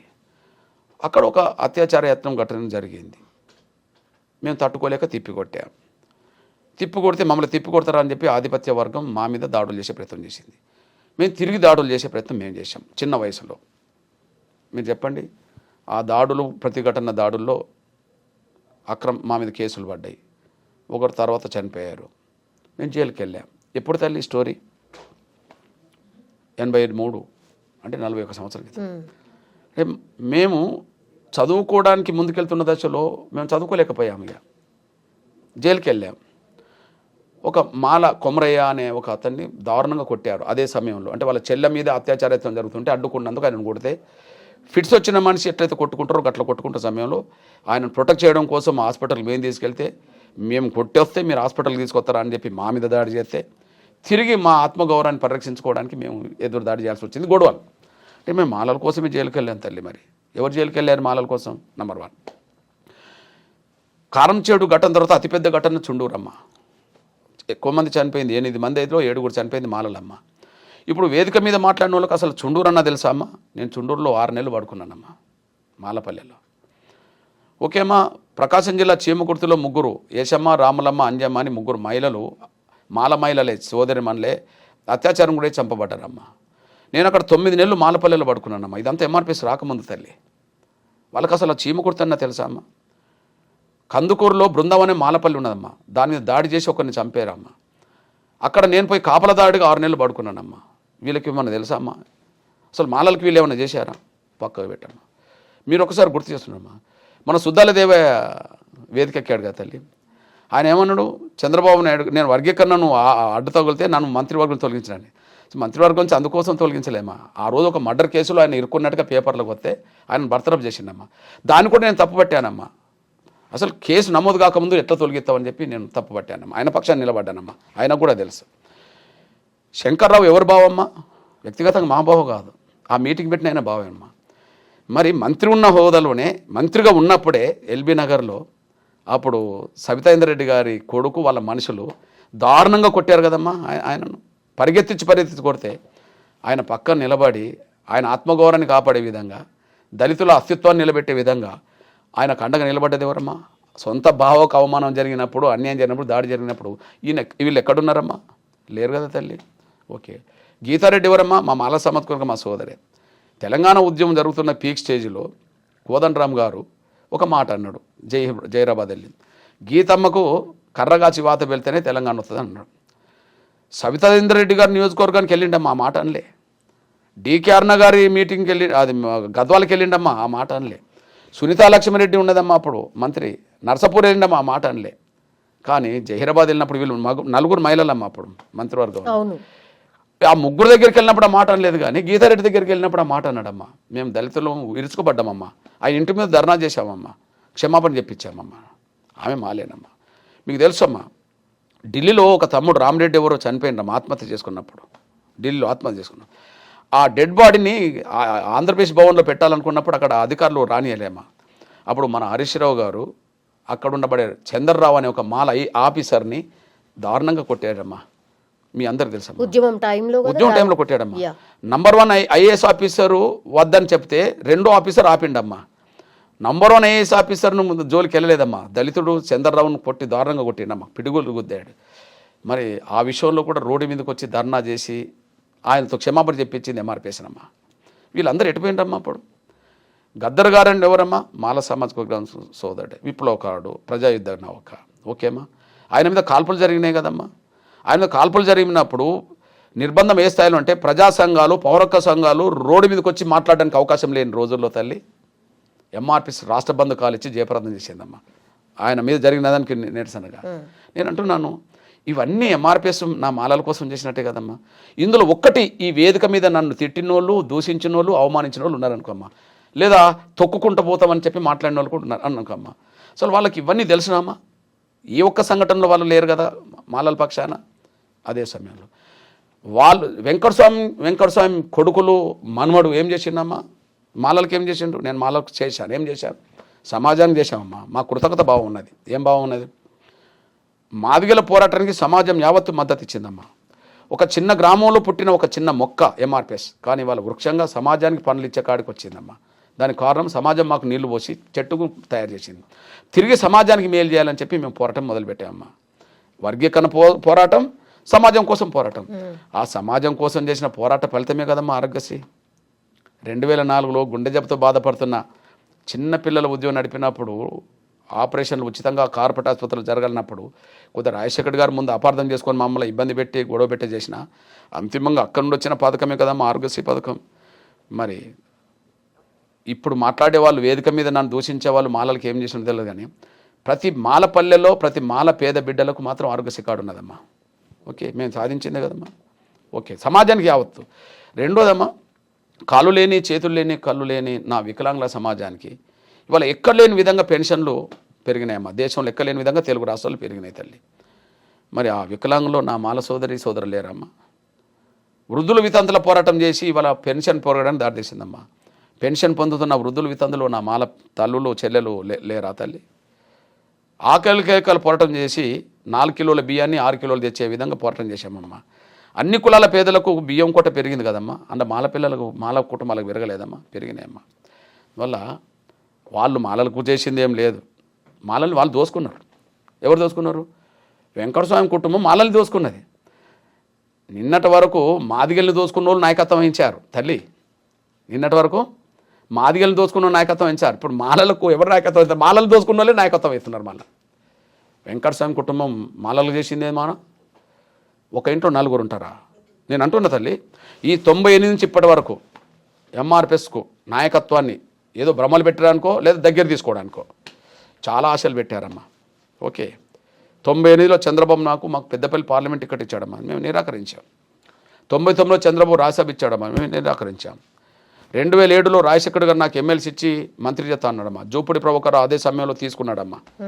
ఓకే, ఎమ్మెల్సీ అయిపోయాడమ్మా. 2009లో వరంగల్ పార్లమెంట్ సీట్ నాకు ఇస్తానని రాజశేఖర్ గారు, కేవీ రామచంద్ర ప్రపోజల్ పెట్టారమ్మా. నేను వద్దని చెప్పానమ్మా. 2013-12లో జగన్మోహన్ రెడ్డి గారు నాకు రాజ్యసభ ఇస్తా అన్నాడమ్మా. నేను వద్దని చెప్పానమ్మా. మొన్నటి ఎన్నికల్లో బీజేపీ నాకు వరంగల్ సీట్ ఇవ్వడానికి సిద్ధం చేసిందమ్మా. నేను తీసుకోలేదమ్మా. మా జాతి కోసం, జాతీయ యుద్ధాన్ని నడపడం కోసం ఎక్కడ కూడా అవకాశాలు తీసుకొని ఉద్యమాన్ని నీరుగార్చద్దని లక్ష్యం పెట్టుకొని మేము అవకాశాలు తీసుకున్నాం. మేము వచ్చిన అవకాశాలు మీ దూరం కదా తల్లి. మరి వచ్చే అవకాశాలని మీ కుటుంబమే తీసుకుంటుంది కదా. మీ దగ్గర మీ నాన్న 5-6 సార్లు ఎంపీ కావాలి, మళ్ళీ మీరు అక్కడి నుంచి ఎంపీ కావాలి, మీ అన్నలు తమ్ములు మళ్ళీ ఎమ్మెల్యేలు కావాలి, మళ్ళీ మీ కొడుకు ఎంపీ కావాలి. రేపు మాలల్లో అసంతృప్తి పెరగకుండా చూడడం కోసం రేపు వీళ్ళు ఏం చేస్తారమ్మా, మళ్ళీ వాళ్ళ బిడ్డలను అల్లుండ్లో మళ్ళీ తీసుకొస్తారు ఆడికి. ఎవరు? వినోదో ఇప్పుడు ఆయనో మళ్ళీ బిడ్డల్లో, కొడుకుల్లో, మళ్ళీ అల్లుండ్లో, మనమల్లో మళ్ళీ తీసుకొస్తారమ్మా. అంటే ఇంకొక 4 తరాలు కూడా ఈ రిజర్వేషన్ ఉన్నంతకాలం మా కుటుంబం అనుభవించాలని కుట్రలు చేస్తున్నారమ్మా. ఆ కుట్రలను ఛేదించే విషయంలో ఇప్పుడు ఆయన తీసుకుంటే మాలల వాట మాలలు తీసుకోవచ్చునమ్మా. కానీ మాలల వాటిని మొత్తం కుటుంబం తీసుకుంటుంది కదా. సార్, ఇదంతా చూసినప్పుడు అంటే మాట్లాడినప్పుడు ఒక కుటుంబమే మొత్తం మాలల్ని ట్రాప్ చేసింది అనేలాగా అనిపిస్తుంది. నిజంగా మీరు చెప్పాల్సింది అదేనా? మీరు చెప్పాలనుకుంటే అదే అంటున్నారా? నిజంగా చెప్పాలంటే ఇప్పుడు నేను అంటున్నా, నేను నా జాతి కోసం త్యాగం చేశాను. ఓకే, మాలలకు నేను దిక్కంటున్న మీరు మీ 3 సీట్ల నుంచి 1 సీటు ఇప్పుడు త్యాగం చేయగలుగుతారా? నేను 10 సార్లు వచ్చిన పదవులు వదులుకొని మా వాళ్ళకి ఇప్పించా. ఓకే, నేను మళ్ళీ చెప్తున్నా, 98లో నాకు ఎంపీ సీట్ వచ్చినప్పుడు నాకు వద్దని ఆడబిడ్డ సుగుణకుమార్కి ఇప్పించాను. వీళ్ళ అయ్యను అప్పుడే ఓడించాను 2 సార్లు. వీళ్ళ నాన్నను వెంకట స్వామిని అప్పుడే ఓడించింది డాక్టర్ సుగుణకుమార్ తల్లి అయినా ఓడించి నాకు రాజ్యసభ ఇచ్చిండమ్మా చంద్రబాబు. ఆకార సుదర్శన్ అంటే ఆయనకు మా మాదిగనికి ఇప్పించాను అనుకుందాం తల్లి. ఓకే, నాకు ఎమ్మెల్సీ వచ్చినప్పుడు డి రాజేశ్వరరావు అనేటైనా తీసుకున్నాడమ్మా. నాకు వరంగల్ పార్లమెంట్ సీట్ వచ్చినప్పుడు సిరిసిల్ల రాజయ్యకు వెళ్ళిపోయిందమ్మా నేను వద్దంటే. ఓకే, మొన్నటికి మొన్న వరంగల్ పార్లమెంట్ సీటు నాకు ఇస్తానన్న రోజు నేను ఆరు రమేష్కు మా వాడు ఇవని చెప్పానమ్మా. ఇవని చెప్పాను కదా, వచ్చిన అవకాశాలు వదులుకున్నాం కదమ్మా. అరే 50 ఏళ్ళ బట్టి మీరే తింటున్నారు కదా ఒక కుటుంబం. మేము వెంకట స్వామిని చిన్నప్పటి నుంచి చూస్తున్నామమ్మా అనుకుందాం. ఓకే, ఒక 75 నుంచి చూస్తున్నాం అనుకుందామమ్మా. నేను చూస్తున్నా అనుకుందాం, చిన్నప్పటి నుంచి చూస్తున్నా వెంకట స్వామి పేరు. ఇప్పుడు 2025 అంటే 50 ఏళ్ళు కదా తల్లి. 50 ఏళ్ళు మొత్తం ఆ కుటుంబమే రిజర్వేషన్లు అనుభవిస్తుంది కదా తల్లి. ఆ కుటుంబం ఇన్నేళ్ళు అనుభవించింది కదా. ఒక్కసారి మీరు తీసుకునే 10 మీ పక్క వాళ్ళకి ఇప్పియవచ్చు కదా తల్లి. మీ పక్క వాళ్ళకు ఏది స్వార్థమో చెప్తా తల్లి. వచ్చిన అవకాశాలు వదులుకొని జాతికి కోసం యుద్ధం చేయడం, వచ్చిన అవకాశాలు జాతికి ఇప్పేయడం అది త్యాగం అంటారా? లేకపోతే వచ్చే అవకాశాలు ఎవరికి ఇవ్వకుండా ఆ కుటుంబం తీసుకోవడం త్యాగం అంటారా తల్లి? రాబోయే రోజుల్లో ఇంకా 4 సార్లు వాళ్ళ కుటుంబం తీసుకోవడం కోసం ఇప్పుడు వర్గీకరణ అడ్డుకుంటామని ఒక భ్రమలు పెట్టి వాళ్ళని తీసుకొచ్చి ఆ భ్రమల్లో మాకు దేవుడు అనిపించి చెప్పి ఇంకో 4 దశాబ్దాల పాటు మళ్ళీ రిజర్వేషన్ ఫలాలు ఏకపక్షంగా కుటుంబం అనుభవించడం కోసం వాళ్ళ కుట్ర చేస్తుంటే ఆ కుట్రలో ట్రాప్ చేసిండు మాలలందరినీ. మాలలకు ఆయన చేసిందేమ్మా, ఎంఆర్పీ చేసినంత మాలలకు వాళ్ళు ఏం చేసిండ్రమ్మా? సమాజానికి ఏం చేసిండ్రమ్మా? వాళ్ళ కుటుంబానికి తప్ప. మీరు నిర్ధారణ చేయండి అమ్మా, మీరు విశ్లేషించండి, మీరు విశ్లేషించి నిర్ధారణ చేయండి. ఆ కుటుంబం వల్ల ఎవరు కొరిగిందో ఆ కుటుంబం వాళ్ళపైకి వచ్చారు. ఇవాళ తెలంగాణ ఆంధ్రప్రదేశ్ గడ్డ మీద ఒక దళితుల్లో 1000 కోట్ల రూపాయలకు సంబంధించిన పారిశ్రామికవేత్త అంటే ఎవరి పేరు వస్తుందమ్మా? ఆ కుటుంబం పేరు వస్తుంది. నంబర్ 1. మేము పూరి గుడిసెలో వచ్చిన వాళ్ళమమ్మా, కానీ ఇప్పుడు వాళ్ళు పారిశ్రామికవేత్తలు కదమ్మా. నేను ఎవరి ప్రతినిధినమ్మా? పేదల ప్రతినిధిని. మాది గల ఇతర దళిత కులాల మాలల్లో కూడా పేదల ప్రతినిధి నేను, అనగారిన కులాలకు పేదల ప్రతినిధి నేను కదా. వాళ్ళు ఎవరి ప్రతినిధి అమ్మా? 1,00,000 కోట్ల పారిశ్రామికవేత్తల కుటుంబం అమ్మ ఇప్పుడు అది. నంబర్ 1. ఒక ప్రింట్ మీడియా, ఎలక్ట్రానిక్ మీడియా నడపడం నీ వల్ల నా వల్ల అవుతుందా తల్లి? కాదు తల్లి. మరి వాళ్ళు నడుపుతుండ్రు కదా తల్లి. ఒక కుటుంబంలో 4 పదవులు పొందే స్థాయిలో ఎవరుంటారమ్మా? అందరినీ ప్రభావితం చేసేవాళ్ళు, అందరినీ శాసించే వాళ్ళే ఉంటారు తల్లి కదా. ఆ కుటుంబం కదా.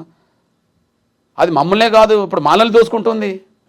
నిజంగా ఒక విషయం చెప్పనా తల్లి, వాళ్ళ పలుకుబడి మీకు గుర్తు చేస్తున్నాను. ఇప్పుడు సోదరుడు ఈ అద్దంకి దయాకర్ ఉన్నాడు అనుకో తల్లి, ఉన్నాడా లేదా తల్లి? ఆయనకు వచ్చే అవకాశం వీళ్ళ వల్లనే జారిపోయింది తల్లి. ఏ మాట కుటుంబం వల్లనే ఈయన అవకాశం జారిపోయింది. సాక్ష్యం చెప్తా తల్లి. ఇప్పుడు మేము మాలలము అని వస్తుండు కదా. ఇప్పుడు చింపుకొని మొత్తం బట్టలంతా చింపుకొని మేము మాలను మొత్తుండు కదా. అంతో ఇంతో మాల మహానాడు అంటే తెలంగాణ గడ్డ మీద అద్దంకి దయాకరే కదమ్మా. వాస్తవమా కదా? నంబర్ 1. అంతేనా? ఒకటే నేను ఒక మాదిగ బిడ్డగా కూడా అటువైపు నుంచి కూడా ఆలోచిస్తున్నా. అంటే మాలల్ని అంతో ఇంతో ఆర్గనైజ్ చేసింది ఎవరమ్మా? అద్దంకి దయాకర్. తెలంగాణ రాష్ట్ర ఉద్యమంలో జేఏసీలో కన్వీనర్గా ఉండి తెలంగాణ ఉద్యమాన్ని పటిష్టంగా ముందుకు నడపడంలో కోదండరాంకు అండగా నిలబడ్డది ఎవరమ్మా? అద్దంకి దయాకర్. 2వ పాత్ర. 3వ పాత్ర గురించి కూడా ఆలోచించండి అమ్మా. ఓకే, బీఆర్ఎస్ ప్రభుత్వంలో కొంత నిర్బంధాలు ఎదుర్కొని ప్రజల పక్షాన కొట్లాడి కాంగ్రెస్ ప్రభుత్వం ఏర్పాటులో కూడా ఒక సమర్థవంతమైన దళితుడు, ఒక మాల సోదరుడిగా పాల్గొన్నది ఎవరమ్మా? అద్దంకి దయాకర్. మరి ఆయనకు ఒక ఎమ్మెల్యే టికెట్ ఎందుకు రాలేదమ్మా? ఒక కుటుంబంలో 3 టికెట్లు తెచ్చుకున్నారు కదా, ఒక ఎమ్మెల్యే ఎందుకు రాలేదమ్మా? మీరు చెప్పండి. కోమటిరెడ్డి వెంకటరెడ్డి కుటుంబం వల్ల రాలేదు అనేది ఒక చర్చ సార్. మీరేమో డిఫరెంట్ వర్షన్ చెప్పారు. అట్లాగా తల్లి, నేను ఒక మాట చెప్పాను. నేను ఒక విషయం గుర్తు చేస్తున్నా తల్లి. ఇక్కడ మాదిగల కాడ కూడా మళ్ళీ బ్యాలెన్స్ చేసే పరిస్థితి తీసుకొచ్చుకోవాలి వాళ్ళు కదా. ఇప్పుడు ఏదన్నా 10 సీట్లు మాదిగలకు రావాలి, 9 వాళ్ళకి పోవాలనుకో. మరి 9వ సీట్ ఎవరు తీసుకున్నారమ్మా? ఈయనకు 10లో ఇప్పుడు మాలలో ఉన్నారమ్మా అనుకుందాం. మాలలో ఒక 9 మంది ఎమ్మెల్యేలు అనుకుందాం. ఈ 9 మంది మాల ఎమ్మెల్యేలో మొదటి అర్హుడు ఎవరు కావాలి? అద్దంకే కావాలి. మీరు ఎవరి పేరన్నా చూడండి, 9 మంది మాల ఎమ్మెల్యేలు టికెట్ తెచ్చుకున్నారమ్మా. మొదటి అర్హుడు ఎవరు కాంగ్రెస్ పార్టీలో? ఓకే, ఒకవేళ మాలల కోటలు పోవాలన్నా మాలమా నడిపినోడు, తెలంగాణ రాష్ట్ర ఉద్యమంలో పాల్గొన్న వ్యక్తుల్లో ప్రధాన పాత్ర పోషించినవాడు, కాంగ్రెస్ ప్రతిపక్ష హోదాలో ఉన్నప్పుడు గట్టిగా నిలబడి ప్రజల ఆదరణ పొంది ఓటేయించడంలో ఆయన పాత్ర పోషించాడు. అంటే ఈ 9లో మొదటి వరుసలోనే మొదటి టికెట్ ఆయన కావాలి కదా తల్లి. అరే నువ్వు తుంగతుర్తిలో కాకపోవచ్చు, లేదా ఇంకో దిక్కైనా కావాలి, ఎక్కడైనా మొదటి వరుసలో ఎవరికి ఉండాలి? వాళ్ళు ఉండాలి. మొదటి వరుసలు లేడు, లాస్ట్ వరుసలో కూడా లేకుండా పోయిండు. ఎవరు అడ్డం పడితే రాలేదమ్మా. లెక్కల్లో భాగంగా వాళ్ళకు అవకాశాలు ఎక్కువ తీసుకోవడం వల్ల వీళ్ళకి అవకాశం వచ్చింది. నేను అంటున్నాను, ఒక కుటుంబంలో 2 టికెట్లు వచ్చిన వాళ్ళు అదే కులంలో ఉంటే, ఒక కుటుంబంలో 3 టికెట్లు వచ్చిన అదే కులంలో ఉంటే, మరి మాలల్ని ఆర్గనైజ్ చేసినోడు, తెలంగాణ ఉద్యమంలో పాల్గొన్నోడు, ఓకే, అదే సమయంలో కాంగ్రెస్ ప్రతిపక్షంలో ఉన్నప్పుడు గట్టిగా నిలబడి యుద్ధం చేసినోడు, మరి ఆయనకు అర్హత లేకపోతే వీళ్ళకి ఎట్లా అర్హత అమ్మా? నిన్నటి వరకు వెంకటస్వామి ఎక్కడున్నాడు చెప్పమ్మా? ఇప్పుడు నాటిపిన ఆయన ఎక్కడున్నాడు చెప్పమ్మా? ఎక్కడున్నాడమ్మా? బీజేపీలో ఉన్నాడు. అరే బీజేపీలో ఉండి పార్టీ మారితే తెల్లారి టికెట్ వచ్చింది కదా. మరి 2 దశాబ్దాలకు పైగా ఉద్యమం పేరుతో ఉన్నోడు, తెలంగాణ ఉద్యమంలో ఉన్నోడు, పార్టీని బతికించే ప్రయత్నం చేసినోడికి టికెట్ రాకపోవడానికి కారణం చెప్పమ్మా? నిన్నటి వరకు ఏ పార్టీలో ఉన్నాడమ్మా? లేడు కదా. గతంలో బీఆర్ఎస్, తర్వాత బీజేపీ, ఇప్పుడు కాంగ్రెస్, అంతే కదా. తండ్రి ఉన్నప్పుడు ముందు కాంగ్రెస్ అనుకుందాం, కాంగ్రెస్. ఓకే, తండ్రి ఉన్నప్పుడు కాంగ్రెస్ అనుకుందాం, మధ్యలో బీఆర్ఎస్ పోయింది కదా, మొన్న బీజేపీ పోయింది కదా, మళ్ళీ ప్లేట్ పారాయించి మళ్ళీ ఈడికి వచ్చాడు కదా. ఇప్పుడు నిజంగా మాలల కోసమైనా గట్టిగా నిలబడే నాయకత్వం ఉండాలని నేను కోరుతా. వర్గీకరణ వ్యతిరేకం కాదు, మాలల బావు కోసం, మాలలకు ఏదైనా నష్టం జరిగితే ఆ నష్టాన్ని పూర్తి చేయడం కోసం మాలల్లో కూడా ఒక బలమైన నాయకత్వం ఎదగాలి నేను కోరుకుంటా. ఒక సోదర దళితుడిగా నేను కోరుకుంటా. నేను ఒకసారి అద్దంకి దయాకర్ని అడగానమ్మా, మీరు అడగండి ఎప్పుడన్నా సందర్భం వస్తే. సామాజిక తెలంగాణ అంటున్న క్రమంలో కేసీఆర్కు నాకు కొత్త గొడవలు జరిగినాయమ్మా. అప్పుడు నేను బయటకు వచ్చాను. నేను బయటకు వచ్చినప్పుడు కూడా చెప్పాను, నేను బయట దళితుల వాయిస్ వినిపిస్తా, లోపల పొలిటికల్ చేసిలో నువ్వు కూడా దళితుల వాయిస్ను నెమ్మదిగా అందులో చొరబెట్టేట్టు చూసుకో, నువ్వు నా ఎంబడి బయటికి రాకు, నువ్వు అక్కడ బలపడు. నేను బయట ప్రజల వాడిని నేను వినిపిస్తా, మన దళితుల వాడిని నేను వినిపిస్తా, కానీ లోపల ఎవరో ఒక నాయకుడు ఉండాలి కాబట్టి నువ్వే ఉండు దయా అని చెప్పాను. మీరు ఒక్కసారి అడగండి తల్లి. అంటే నేను నా సోదర వర్గాన్ని కూడా ఎంకరేజ్ చేయాలి కదా తల్లి. అంతేకాదు, దళితుల్లో ఇప్పుడు ఎన్ని కుల సంఘాలు ఉన్నాయో అన్ని కుల సంఘాలు ఎంఆర్పీస్ పెట్టించిందమ్మా. అంటే ఏ ఒక్క కుల సంఘం మీద ఇంకో కులం ఆధారపడద్దు. అది 5 లక్షల జనాభా కులం కావచ్చు, 50,000 జనాభా కులం కావచ్చు, 10,000 జనం కులం కావచ్చు, ప్రతి కులానికి ఒక అస్తిత్వం ఉండాలమ్మా, ప్రతి కులానికి ఒక నాయకత్వం ఎదగాలమ్మా అని చెప్పి ఎంఆర్పీఎస్ వచ్చిన తర్వాత దళితుల్లో చాలా కుల సంఘాలు ఎంఆర్పీఎస్ పెట్టించిందమ్మా. ఇవాళ నాయకత్వం ఎదుగుతున్నదమ్మా వాళ్ళకి. నేను అంటున్నా, అంటే మనం పెద్ద మనసు చేసుకోకపోతే, మన విశాల దృక్పథం లేకపోతే ఇతర అవకాశాలు మనమే దోసుకోవాలని ఆలోచన వస్తుంది. కొద్దిగా పెద్ద మనసు ఉండి విశాల దృక్పథం ఉంటే మనతో పాటు అందరు బాగుపడాలని ఆలోచన వస్తుంది. ఎంఆర్పీఎస్ ఎప్పుడు తన జాతికి న్యాయం జరగాలని కోరుతూనే సమాజంలో అందరు బాగుపడాలని కోరుకుంటున్న ఉద్యమం. అందుకనే అందరి అభిమానం చూరగొన్న ఉద్యమం ఎంఆర్పీఎస్ అమ్మ. నిజంగా మొన్న జరిగినటువంటి సభ సార్, అదొక ఆర్గనైజ్డ్ సభ అని మీరు ఇంతకు ముందే అన్నారు. అంత సంఖ్యలో వస్తారా ఆర్గనైజ్ చేసిన వాళ్ళు? అంత గట్టిగా మాట్లాడతారా? ఒక విషయం మీ దృష్టికి తీసుకొస్తున్న తల్లి, మీరు వచ్చండి. కొన్ని వేల గ్రామాలకు ఒకటే బ్యానర్ వెళ్తుందమ్మా, కొన్ని వందల గ్రామాలకు వాహనాలు ప్రత్యేకంగా సమకూర్చబడతాయమ్మా. ప్రధాన నాయకత్వానికి ఆర్థికంగా వనరులు వెళ్తాయమ్మా. అంతకంటే ముఖ్యంగా మాదిగల కంటే ఉద్యోగస్తుల సంఖ్య అక్కడ ఎక్కువమ్మా. ఎక్కడ? మాదిగల కంటే ఉద్యోగస్తుల సంఖ్య మాలలు ఎక్కువమ్మా. మాల ఉద్యోగస్తులు మాల సామాన్య ప్రజలను ఎట్లా ఇబ్బంది పెడతారంటే, ఏబిసిడి జరిగితే మనకు ఉద్యోగాలే రావు అని చెప్పి. అసలు ఏబిసిడి జరగకపోతే వాళ్ళ బిడ్డలకు ఉద్యోగాలు వస్తాయని వాళ్ళకి తెలుసు. సామాన్య పేద మాలల బిడ్డల గురించి కాదు వాళ్ళ ఆలోచన. ఏబిసిడి జరగలేదనుకో ఉద్యోగస్తుల పిల్లలకే ఉద్యోగస్తులు వస్తాయి, అంతే కదా.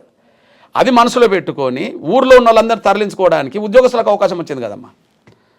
ఒక 4,000 మంది ఉద్యోగస్తులు ఉన్నారనుకో తల్లి, 4,000 గ్రామాలు తరలితే కదా తల్లి. వాళ్ళకి ఏంది, మేమే మా పిల్లలే బాగుపడాలనే ఆలోచనతో ఉద్యోగస్తులు ఉన్నప్పుడు, మాల ఉద్యోగస్తులు ఉన్నప్పుడు తరలించుకోవడానికి వెళ్ళదు. సమస్య ఏం తల్లి? అందులో డబ్బు ఉన్నది, రాజకీయ పలుకుబడి ఉన్నది, ఉద్యోగ వర్గం ఉన్నది, అంతేనా? తరలించుకోవడానికి అవకాశం ఉన్నది. కానీ ఒక చెలో పిలుపునిస్తే లక్షలాది మంది తరలించేది ఎవరమ్మా? ఎంఆర్పీఎస్. కూలి చేసుకున్న డబ్బులతోటో లేదా సమాజం అందించిన సహకారంతో ఎవరికి వాళ్ళు తరలి రావాల్సిందే. ఎంఆర్పీఎస్ ఉద్యమంలో 30 ఏళ్ళు అట్లా జరిగింది తల్లి. మరి ఇది అట్లా కాదు కదా తల్లి. ఒక పేద కుటుంబంలో వచ్చిన బిడ్డగా చెలో పిలుపునిస్తాం, 30 ఏళ్ళు ఇచ్చాం. మరి మొన్న పిలుపునిచ్చిన వాళ్ళు ఎవరమ్మా? దేశంలోనే ఒక అత్యంత సంపన్న వర్గ కుటుంబం నుండి వచ్చిన వాళ్ళు కదా, దేశంలోనే రాజకీయాలను శాసించే ప్రాతినిధ్యం ఉన్నోళ్ళు, దేశంలోనే ఒక దళిత వర్గాల నుంచి మీడియాలను నడిపేటోళ్ళు, వాళ్ళు వాళ్ళ ప్రయోజనాల కోసం, మాలల్ని పక్కదారి పట్టించడం కోసం, మాలలు మా ఎన్నుకున్నారని నమ్మించడం కోసం, రాబోయే అవకాశాలు మాలలకు ఇవ్వకుండా మళ్ళీ వాళ్ళు దోసుకోవడం కోసం. నేను అంటున్నా, మాట్లాడమనండి. 3 ఉన్నాయి, ఒక అవకాశం ఇంకొక మాలకి ఇప్పి అంటే నేను అభినందిస్తాను. సవాలా సార్ ఇది? సవాలే, అభినందిస్తా అంటున్నా కదా, తప్పేది. ఆ మాలల నుంచి ఇంకొక వేరే మాలకు వచ్చినప్పుడు, ఒక కుటుంబం నుంచి ఇంకో మాలకు వచ్చినప్పుడు నేను అభినందిస్తా. ఇప్పుడు నేను మాదిగానే తల్లి, నేను అద్దంకి దయాకర్ గురించి ఎందుకు మాట్లాడాలి తల్లి? అంతో ఎంతో వర్గీకరణకు వ్యతిరేకంగా పుట్టిన మాల మహానాడు నుండి వచ్చినోడే, కానీ అతను వెనక ఎవరు లేరు. వీళ్ళ వెనక ఆయన వెనక డబ్బు లేదు, వీళ్ళ వెనక డబ్బు ఉన్నది. ఆయన వెనక సొంత మీడియా లేదు, వీళ్ళ వెనక సొంత మీడియా ఉన్నది. జాతీయ స్థాయిని ప్రభుత్వం చేసే శక్తి వాళ్ళకు ఉన్నది, ఆయనకు లేదు కదా. మరి ఎవరికి అన్యాయం జరిగినట్టు తల్లి? నిజమైన పోరాట నాయకుడికైతే అన్యాయం జరిగినట్టే కదా, పలుకుబడే కదా వాళ్ళకి అన్యాయం చేసింది. అందువల్ల వెంకట స్వామి కుటుంబము మాదిగలకు అన్యాయం చేయడమే కాదు, మాలలు కూడా అన్యాయం చేస్తున్నది. ఆ అన్యాయం చేస్తున్నదని పసిగట్టకుండా చేయడం కోసం వీళ్ళని ఆర్గనైజ్ చేసుకున్నారు అంతే. చెప్పండి, ఈ వెంకట స్వామి కుటుంబం వల్ల కూడా మాలలకు అన్యాయం జరుగుతుందని అర్థం కాకముందే నేను వర్గీకరణను అడ్డుకోవడానికి ప్రయత్నం చేస్తున్నానని చెప్పి ఆ వర్గీకరణ వ్యతిరేక భావంతో కూడగట్టుకున్నాడు. అది అంతిమంగా ఏనాడైనా ఆయన స్వార్థం బయటపడక తప్పదు. ఎస్సీ వర్గీకరణ జరిగితే సార్ ఎట్లా పూర్తిగా, అంటే మీరు అనుకున్నట్టుగా మొత్తం మారిపోతుందా? మీరు కోరినట్టుగా పూర్తిగా స్ట్రక్చర్ అవుతుందా? తల్లి, విషయం ఏంటంటే ఏది 100% ఫలితం వస్తుందని కాదమ్మా. ఇవాళ ఒక 10 అవకాశాలు అందుతున్న సమయంలో వర్గీకరణ జరిగితే ఇంకో 50 అవకాశాలు వచ్చినాయి అనుకో, అదనంగా మాకు 40 దొరికినట్టు కదా తల్లి. నేను 100కు 100 మొత్తం బాగుపడతామని నేను అంటలేను, కానీ నిన్న వర్గీకరణ లేకపోవడం వల్ల వచ్చే 100 ఉద్యోగాలు 10 మాకు వస్తున్నాయి. రేపు వర్గీకరణ జరగడం వల్ల ఈ 10 పోయి ఒక 60 వస్తాయి, లేదా ఒక 70 వస్తాయి. మెరుగే కదమ్మా. 100కు 100 నేను అంటలేను తల్లి. మా వాట 100కు 70% వచ్చింది, ఒక 70 అవకాశాలే కదా. నిన్న 10 పొందుతున్నాం, రేపు వర్గీకరణ జరిగితే ఒక 70 వస్తాయి. అది ఎడ్యుకేషన్లో వస్తాయి, ఎంప్లాయ్మెంట్లో వస్తాయి. రేపు అది సంక్షేమ రంగాన్ని కూడా వర్తిస్తుంది, భవిష్యత్తులో పొలిటికల్ రంగాన్ని కూడా వర్తిస్తుంది. అంటే అన్ని రంగాల్లో న్యాయమైన వాటా దక్కడానికి అవకాశం వస్తుంది. ఓకే, ఎస్సీ వర్గీకరణ ఏ లోపల అయిపోతుంది అనుకుంటున్నారు సార్? అమ్మా, నేనేమి జ్యోతిష్కుని కాదు, కానీ వర్గీకరణ అమలు జరిగేంతవరకు మాత్రం పోరాటం జరగక తప్పదమ్మా. అంటే రోడ్డు మీకు వస్తామని కాదు, మా ప్రయత్నాలు అయితే ముమ్మరం చేయాలి కదమ్మా. ఆ ప్రయత్నంలోనే ఉన్నాం. అయితే ఏ అడ్డంకులు లేకపోతే బాగానే ఉంటుందమ్మా, కానీ అడ్డంకులు కల్పించే వాళ్ళు ఉన్నారనే విషయం మీరు చూస్తున్నారు కదమ్మా. నేను అంటున్నా, మళ్ళీ చెప్తున్నా తల్లి, ఇప్పుడు బీసీ సమాజం రోడ్డు మీదకి వస్తుంది, మా జనాభా ఏందో తేల్చండి అని. న్యాయమైన ఉద్యమం. ఏ కులమన్న ఒక రోడ్డు మీదకి వస్తుంది, ఏదన్నా వాళ్ళ అంశం మీద వస్తుంది. అసలు ఆశ్చర్యం ఏంటంటే 30 ఏళ్ళుగా వీళ్ళు మీటింగులు, ధర్నాలు, అడ్డంకులు కల్పిస్తున్నారు కదా. వాళ్ళకి ఏం జరిగిందని తల్లి? మాకు ఇది జరగాలని కోరుకోవాలి, మాకు ఈ న్యాయం జరగాలని కోరుకోవాలి. వాళ్ళకు న్యాయం జరగాలని కోరుకోవట్లేదు తల్లి. మాదిగలకు అన్యాయం చేయండి, మాదిగలకు న్యాయం జరగద్దు అంటారు వాళ్ళు. అంతే. ఇంకా ఏ దళిత కులానికి న్యాయం జరగద్దు, మేము అడ్డుకుంటాం. వాళ్ళకు న్యాయం చేస్తామని ఎవరన్నా మేము అడ్డుకుంటాం. మీరు రాష్ట్రపతులా కానివ్వండి, మీరు ప్రధానమంత్రులా కానివ్వండి, మీరు సుప్రీంకోర్టా కానివ్వండి, మాలేతర మొత్తం సమాజమా కానివ్వండి, మేము అడ్డుకుంటాం. ఎవరైనా వాళ్లకు మేలు జరగాలని కోరుకోవచ్చు, కానీ వీళ్ళు ఇతరులకు మేలు జరగద్దని కోరుతారు. ఇది విచిత్రమైన సందర్భం, సన్నివేశం. అంబేద్కర్ వారసులు ఎవరు అంటే ఏం చెప్తారు సార్? ఆయన ఒక మాట చెప్పాడు. ఏమన్నాడు?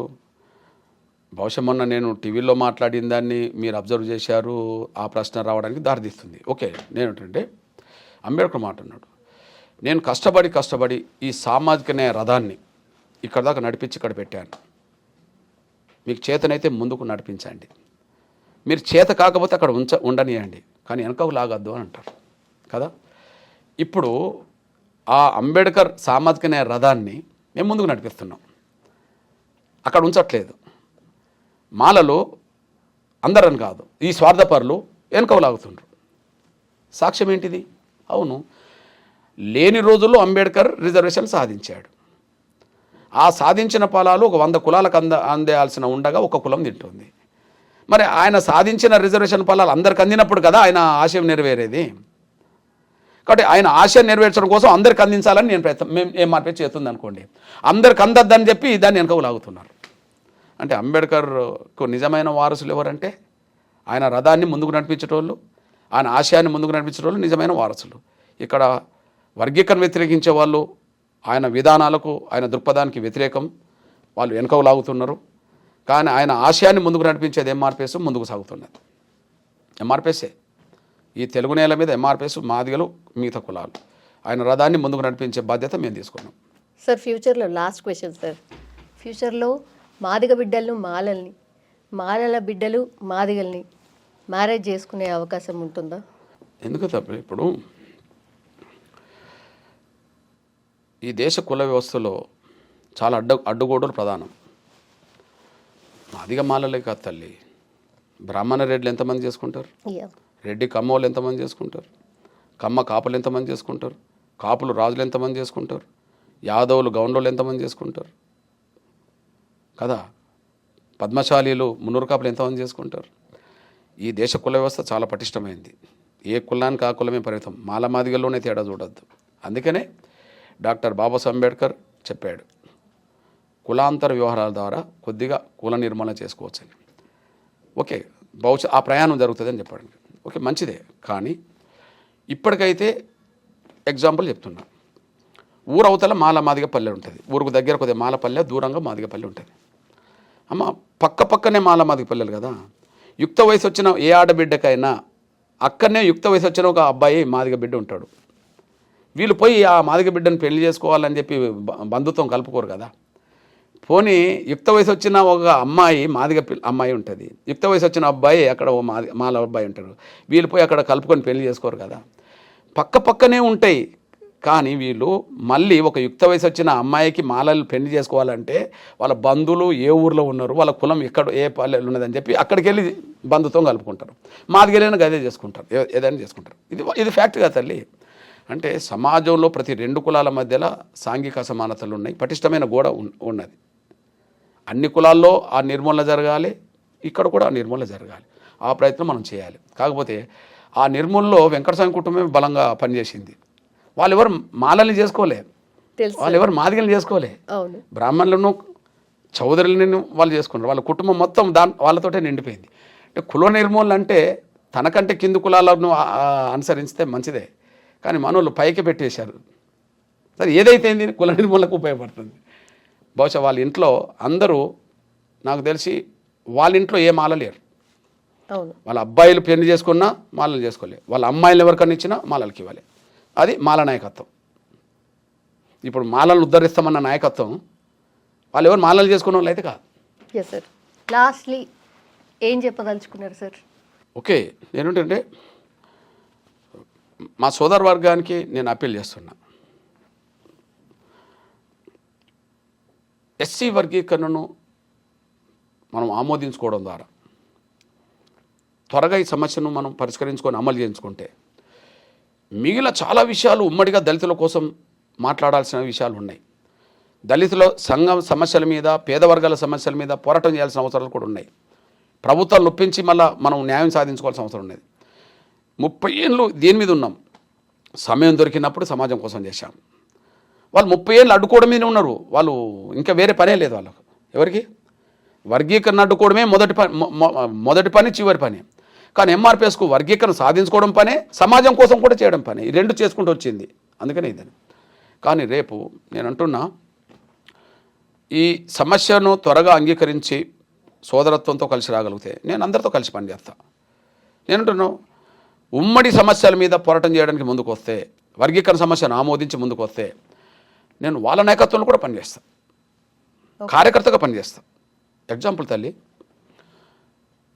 ఇప్పుడు డాక్టర్ బాబాసాహెబ్ అంబేద్కర్ కేంద్ర న్యాయశాఖ మంత్రి. ఇప్పుడు రిజర్వేషన్లు సాధించిన మహనీయుడి పేరంటే ఆయన పేరు వస్తుంది కదా. కానీ ఆయన నిర్వర్తించిన శాఖ న్యాయశాఖ అయితే న్యాయశాఖలోనే రిజర్వేషన్ లేవు తల్లి. ఓకే, పెండింగ్లు ఉన్నది కదా అప్పటి నుంచి. అంటే ఆయనను కూడా అన్ని సాధించనివ్వలేదని సాక్ష్యం తల్లిది. ఆయన అన్ని సాధించి నా దళితులు బాగుపడాలని కోరుకున్న ఆ మహనీయుడే ఆయన సొంత శాఖలో, న్యాయశాఖలో రిజర్వేషన్ లేవు. మీరు చూడండి, కింద మున్సిపల్ కోర్టులో, జిల్లా కోర్టులో రిజర్వేషన్ ఉంటే ఎస్సీ ఎస్టీ పిల్లలు జడ్జిలుగా కనిపిస్తారు. హైకోర్టు, సుప్రీంకోర్టుకి వెళ్ళేటప్పటికి ఆ రిజర్వేషన్ లేవు. మరి కేంద్ర న్యాయశాఖ మంత్రి ఎవరంటే అంబేద్కరే. కారణాలు ఏమైనా లేవు. మరి అది పూర్తి చేసుకోవాల్సిన బాధ్యత, ఆ లోటును పూరించాల్సిన బాధ్యత మన తర మీద లేదా? ఓకే, పార్లమెంట్ అంటే లోక్సభ రాజ్యసభ తల్లి. మరి లోక్సభలో ఎస్సీలకు రిజర్వేషన్లు ఉన్నాయి, రాజ్యసభలో ఎందుకు లేవు తల్లి? లోక్సభలో ఉంటే ఇప్పుడు 3 ఎస్సీలకు ఉన్నాయి తల్లి, ఇక్కడ తెలంగాణలో ఉన్నాయా? 3 ఎస్సీలకు ఉన్నాయి, పెద్దపల్లి, నాగర్ కర్నూలు, వరంగల్. ఎస్టీలకు 2 ఉన్నాయి తల్లి, మహబూబాద్, ఆదిలాబాద్ 5. లోక్సభలో రిజర్వేషన్ ఉంటే ఈ తెలంగాణలో 17 సీట్లలో 5 పోయి అక్కడ ఉన్నారు తల్లి లోక్సభలో. మరి రాజ్యసభలో ఎందుకు లేరు తల్లి ఒక్కరు ఎస్సీ ఎస్టీలు? అంటే పార్లమెంట్లో లోక్సభలో రిజర్వేషన్లు ఉన్నాయి కానీ రాజ్యసభలు లేవు. మరి డాక్టర్ బాబాసాహెబ్ అంబేద్కర్ ఎప్పుడు లోక్సభలో లేడమ్మా, రాజ్యసభలోనే ఉన్నాడు అనుకుందాం. అంటే ఎవరు సహకారంతో రాజ్యసభలోకి వచ్చాడు. ఆయన రాజ్యసభలో ప్రాతినిధ్యం వహించాడు కానీ రాజ్యసభలో రిజర్వేషన్లు. ఇక్కడ శాసనసభ ఉంటుంది, శాసన మండలి ఉంటుంది తల్లి కదా. శాసనసభలో రిజర్వేషన్లు ఉన్నాయి తల్లి. ఇక్కడ 19 మంది మాలామాదిగ ఎమ్మెల్యేలు ఉంటారు అనుకుందాం, ఓ 10-11 మంది మా గిరిజన ఎమ్మెల్యేలు ఉంటారు. కానీ శాసన మండలిలో లేవు కదా, పక్కనే ఉన్నది. అంటే ఒక చోట ఉండి అదే ఇంకో చోట లేదు. ఇది అంబేద్కర్ కాలం నుంచి లేవు. ఇది ఇంత లోటు, దీన్ని పూరించాల్సిన బాధ్యత ఈనాటి తరం మీద ఉన్నది. ఆ మహనీయుడు కొన్ని సాధించాడు, సరే కొన్ని కారణాలు ఏమైనా ఆనాడు అమలు చేయలేకపోయాడు. ఇప్పుడు మనం అమలు చేయించుకోవాలి కదా, అది న్యాయమే కదా. ఇప్పుడు ప్రభుత్వ రంగం ఉన్న తల్లి, ఆయన అంబేద్కర్ గారు జీవించిన కాలంలో రిజర్వేషన్ అమలు చేస్తున్న కాలంలో ప్రభుత్వ రంగమే. కానీ ఇప్పుడు తల్లి ప్రభుత్వ రంగాన్ని మొత్తం కుదిస్తూ ప్రైవేట్ రంగం పెరుగుతుంది. విద్యా ఉద్యోగ రంగాల్లో, ఉపాధి రంగాల్లో. ఇప్పుడు ప్రైవేట్ రంగంలో రిజర్వేషన్ లేవు కదా. మరి రిజర్వేషన్ లేకపోతే ఇక రిజర్వేషన్ లేకుండా తల్లి కాగితాల మీద ఉన్నట్టే, అమలు జరిగే వ్యవస్థ అంతా లేకుండా పోతుంది. మరి ప్రైవేట్ రంగంలో రిజర్వేషన్లు సాధించడం రాబోయే తరాలకు అందించాల్సిన బాధ్యత మనకు మీద ఉన్నది కదా. ఓకే, అతిపెద్ద అంశం అంబేద్కర్ భూమి జాతీయం కావాలన్నాడమ్మా. భూమి ఎవరి చేతులు ఉంటుందో పరిశ్రమలు వాళ్ళ చేతికి వెళ్ళిపోయినాయి, భూమి ఎవరి చేతులు ఉంటుందో వ్యాపారాలు వాళ్ళ చేతికి వెళ్ళిపోయినాయి, భూమి ఎవరి చేతులు ఉంటుందో రాజకీయం వాళ్ళ చేతికి వెళ్ళిపోయింది కదా. మనం 2 తెలుగు రాష్ట్రాల్లో ఏ వర్గాలు ఇప్పుడు రాజ్యం మీద ఉన్నాయో మనందరూ తెలుసు. ముందు భూమి మీద పట్టుగల వర్గాలే రాజ్యం మీద పట్టు సంపాదించినాయి కదా. మరి భూమి జాతీయం చేయమన్నాడు అంబేద్కర్, కాలేదు కదా తల్లి. పోనీ ఆ గొంతు మనం ఇప్పుదాం. దళిత వర్గాలు కూడా భూమి, అసలు ఉన్న భూమి చేజారిపోతున్నది. దళిత వర్గాలకు అప్పుడో ఇప్పుడు అసైన్మెంట్ భూములు ఉండే తల్లి, కానీ అవి కూడా మొన్న కేసీఆర్ ప్రభుత్వం వెనుకకు తీసుకున్న విషయం. పల్లె ప్రకృతి వనాల పేరుతో, శ్మశాన వాటికల పేరుతో, రైతు వేదికల పేరుతో, ఆ పేరుతో ఉన్నది తీసుకున్నది. కాంగ్రెస్ మేనిఫెస్టో పెట్టింది, కేసీఆర్ ప్రభుత్వం గుంజుకున్న అసైన్మెంట్ భూములను మళ్ళీ తిరిగి ఇప్పిస్తామని చెప్పి. 1 ఇయర్ కదా తల్లి, రేపు 7వ తారీఖు 1 ఎకరం ఇప్పియలేకపోయారు కదా. అంటే గుంజుకున్నది కేసీఆర్ ప్రభుత్వం, తిరిగి ఇప్పియంది ప్రభుత్వం. అంటే దళితుల చేతిలో కనీసం ఉన్న భూమి కూడా లేకుండా పోతుంది కదా. అంబేద్కరమో భూమినే జాతీయం చేయమంటే మన చేతిలో ఉన్న భూమి పోయే పరిస్థితికి వచ్చినప్పుడు మనం మౌనంగా ఉండాల్సిన పరిస్థితి ఎందుకు వస్తుంది? ఈ ఒక్క అంశం పరిష్కారం అవుతే 100 అంశాలకు పరిష్కారం మనం చూపెట్టవచ్చు. నేను వినయపూర్వకంగా చెప్తున్నా మా సోదర వర్గానికి, ఈ చిన్న అంశమని మీరే అంటుండ్రు కదా, ఈ చిన్న అంశాన్ని కూడా సోదరత్వాన్ని చాటండి, వర్గీకరణ సమస్య పరిష్కారానికి తోడ్పాటును అందించండి, త్వరగా వర్గీకరణ అమలు చేయడానికి ప్రయత్నం చేయండి. ఇప్పుడు మీ వాట మీకు వస్తుంది కదా, మీ జనాభా ఎంతో మీ వాట వస్తుంది, మాదిగల జనాభా మాదిగల వాట వస్తుంది, మిగతా కులాల జనాభా ఎంతో వాళ్ళ వాట వాళ్ళకి పోతుంది. మాలలు బాగుపడాలి, మాదిగలు బాగుపడాలి, మాదిగేతర దళిత వర్గాలు బాగుపడాలి. ఈ రిజర్వేషన్లో పంపిణీ చేయగల ఇదొక్కటి సహకరిస్తే, ఇదొక్కటి అంగీకరిస్తే ఉమ్మడి అంశాలన్నిటి మీద కలిసి పనిచేయడానికి నేను సిద్ధంగా ఉన్నా. మీ నాయకత్వంలో పనిచేయడానికి సిద్ధంగా ఉన్నా, కార్యకర్తగా పనిచేస్తాం. నాకేం బేసిజాలు లేవు. మన సమాజానికి మేలు జరగాలి, దళిత వర్గాలకు మేలు జరగాలి, పీడిత వర్గాలకు మేలు జరగాలి, గిరిజనులకు మేలు జరగాలి, బీసీలకు మేలు జరగాలి. ఇప్పుడు ఉదాహరణ ఉన్నామా, ఇప్పుడు ఎస్సీ ఎస్టీలకు చట్టసభలో రిజర్వేషన్లు ఉన్నాయి, బీసీలకు లేవు కదా తల్లి. అవును, మన వర్గాలందరూ కలిసి వాళ్ళకర్త మాట్లాడాల్సిన అవసరం ఉంటుంది కదా. బీసీలకు చట్టసభలో రిజర్వేషన్ లేవు కదా. ఓకే, జనాభా 50% పైగా ఉన్నది బీసీలది. వాళ్ళ వాయిస్ పెంచుతున్నారు కదా సార్ ఈ మధ్య కాలంలో, మాట్లాడడం స్టార్ట్ చేస్తారు. నేనంటే ఒకరినొకరు తోడు ఉండాలి కదా తల్లి. నేనంటే దళిత గిరిజన వర్గాలు ఉమ్మడిగా ఐక్యమై బీసీలకు జరుగుతున్న అన్యాయాన్ని కూడా ప్రశ్నించే కాడ, వాళ్ళ కండకు నిలబడే కాడ ఉండాలి కదా అంటున్నాను నేను. అంటే ఈ భారతదేశంలో ఏ సామాజిక వర్గాలకు ఇప్పటికి అన్యాయం జరుగుతుందో, లేదా ఏ రంగంలో మన ఈ పేద వర్గాలకు అన్యాయం జరుగుతుందో వాటి అన్నిటిని అధ్యయనం చేసి లోతుగా పరిశీలించి కొన్ని అంశాలను ఎజెండాగా చేసుకొని ప్రభుత్వాల ముందు పెట్టి సమస్య పరిష్కారం కోసం ఉద్యమం చేయవచ్చు కదా. అంతిమంగా ఈ వర్గాలకు మేలు జరగడానికి అవకాశం ఉన్నది కదా. కాబట్టి నేను అప్పీల్ చేస్తున్నా, మా సోదర వర్గానికి అప్పీల్ చేస్తున్నా, దోసుకునే మనస్తత్వం ఉన్న వాళ్ళు కాదు, కొంత విశాల దృక్పథంతో ఆలోచించే నా మాల సామాజిక వర్గ సోదరులకు అప్పీల్ చేస్తున్నా. ఈ సమస్య పరిష్కరించుకుంటే ఉమ్మడి అంశాల మీద కలిసి పనిచేద్దాం. ఎగ్జాంపుల్ నేను ఒక 2 విషయాలు చెప్తాను తల్లి. ఎస్సీ వర్గీకరణ అమలు జరిగిన కాలంలో 2022లో ఎస్సీ ఎస్టీ ఉద్యోగస్తులకు ప్రమోషన్లో రిజర్వేషన్ కావాలని చెప్పి బషీర్బాగ్ ప్రాంతాన్ని 50,000 మంది ఉద్యోగస్తులతో దిగ్బంధం చేశామమ్మా. అప్పుడు టోటల్ మాదిగా గిరిజన ఉద్యోగస్తులందరూ వచ్చారమ్మా. అప్పుడు వర్గీకరణ అమలు జరుగుతున్న కాలంలో ఉమ్మడి అంశాల మీద దృష్టి పెట్టాం కదా. సింపుల్ విషయం. వర్గీకరణ లేకపోవడం వల్ల మళ్ళీ ఇది స్టార్ట్ అయింది అనుకో. వర్గీకరణ అమలు జరిగిన వెంటనే ఉమ్మడి అంశాలు దృష్టి పెట్టాం కదా. ఓకే, మొన్న ఎస్సీ ఎస్టీ అట్రాసిటీ యాక్ట్ రద్దు అయితే 2018లో తిరిగి నిలబెట్టడం కోసం దేశం మొత్తం ఏకం చేశామమ్మా. మాదిగా సంఘాలన్నిటి కలుపుకొని, గిరిజన సంఘాలన్నీ కలుపుకొని ఇప్పుడు మల్లికార్జున ఖర్గే గారిని వరంగల్ రప్పించామమ్మా సభకు. ప్రకాష్ అంబేద్కర్ అంటే అంబేద్కర్ మనమని వరంగల్ రప్పించామమ్మా. బాబు జగ్జీవన్ కూతురు మీరా కుమార్ని రప్పించామమ్మా. CPI D రాజాగారిని రప్పించామమ్మా. ఢిల్లీకి వెళ్ళి ఏచూర్ గారిని, రాహుల్ గాంధీని రప్పించామమ్మా. అంటే మనం కలిసి ఉంటే ఉమ్మడి అంశాలు పరిష్కారం అవుతాయనికి ఒక సాక్ష్యం అమ్మా. పోనీ ఎంఆర్పిఎస్ సొసైటీ కోసం కూడా ఏ సమయం దొరికినా సొసైటీ గురించి ఆలోచిస్తామమ్మా. ఎందుకంటే మాకు శక్తినిచ్చింది సొసైటీ. అన్ని వర్గాల మద్దతుతోటే ఎంఆర్పిఎస్ నిలబడుతూ ఇంత దూరం వచ్చింది. తిరిగి సమాజానికి చేసే ప్రయత్నంలో ఎన్నో ఉద్యమాలు చేసి ఫలితాలు సాధించామమ్మా. నిజంగా గర్వకారణం ఏంటంటే ఈ దేశంలో ఎక్కడలేని పోరాటాలు ఇక్కడ జరిగినాయమ్మా. తెలుగు నేల మీద సమాజం కోసం ఎక్కడలేని ఫలితాలు, పథకాలు ఇక్కడ వచ్చినాయమ్మా. నీకు ఆరోగ్యశ్రీ పథకం ఏ రాష్ట్రంలో ఉండదమ్మా. నీకు వికలాంగుల పెన్షన్ ఈ స్థాయిలో ఏ రాష్ట్రంలో ఉండదమ్మా. ఓల్డేజ్ పెన్షన్, విడోస్ పెన్షన్, ఇతరత పెన్షన్ ఈ స్థాయిలో ఎక్కడ ఉండదమ్మా. తెల్ల రేషన్ కార్డు ఇక్కడ 6 కిలోలు అమ్మా. దేశంలో ఎక్కడ 6 కిలోలు ఉన్నాయమ్మా. ఇవన్నీ పోరాట ఫలితాలమ్మా. ఎవరు చేశారంటే ఎంఆర్పిఎస్. ఎందుకు చేసింది? ఎంఆర్పిఎస్ బలపడడానికి సమాజం తోడున్నది. శక్తి ఎంఆర్పిఎస్కి ఎదిగినప్పుడు మళ్ళీ తిరిగి సమాజానికి మేలు జరగాలి. ఇట్లా చేసుకుంటూ వచ్చామ్మా. మీరు కొంత సోదరత్వాన్ని చాటే ప్రయత్నం నా సోదరవర్గం చేయగలిగితే, శత్రుత్వాన్ని పెంచుకోకుండా ఉండగలిగితే ఖచ్చితంగా ఉమ్మడి పోరాటాలు చేయడానికి మనం సిద్ధంగా ఉన్నాం. మీ నాయకత్వం చేయడానికి నేను సిద్ధంగా ఉన్నా. కలిసి పనిచేద్దాం. లాస్ట్ వర్డ్, కలిసి పనిచేద్దాం. కలిసి పనిచేద్దాం. Yes, thank you sir. సమస్యకు సహకరిస్తే. థ్యాంక్ యూ థ్యాంక్ యూ తల్లి.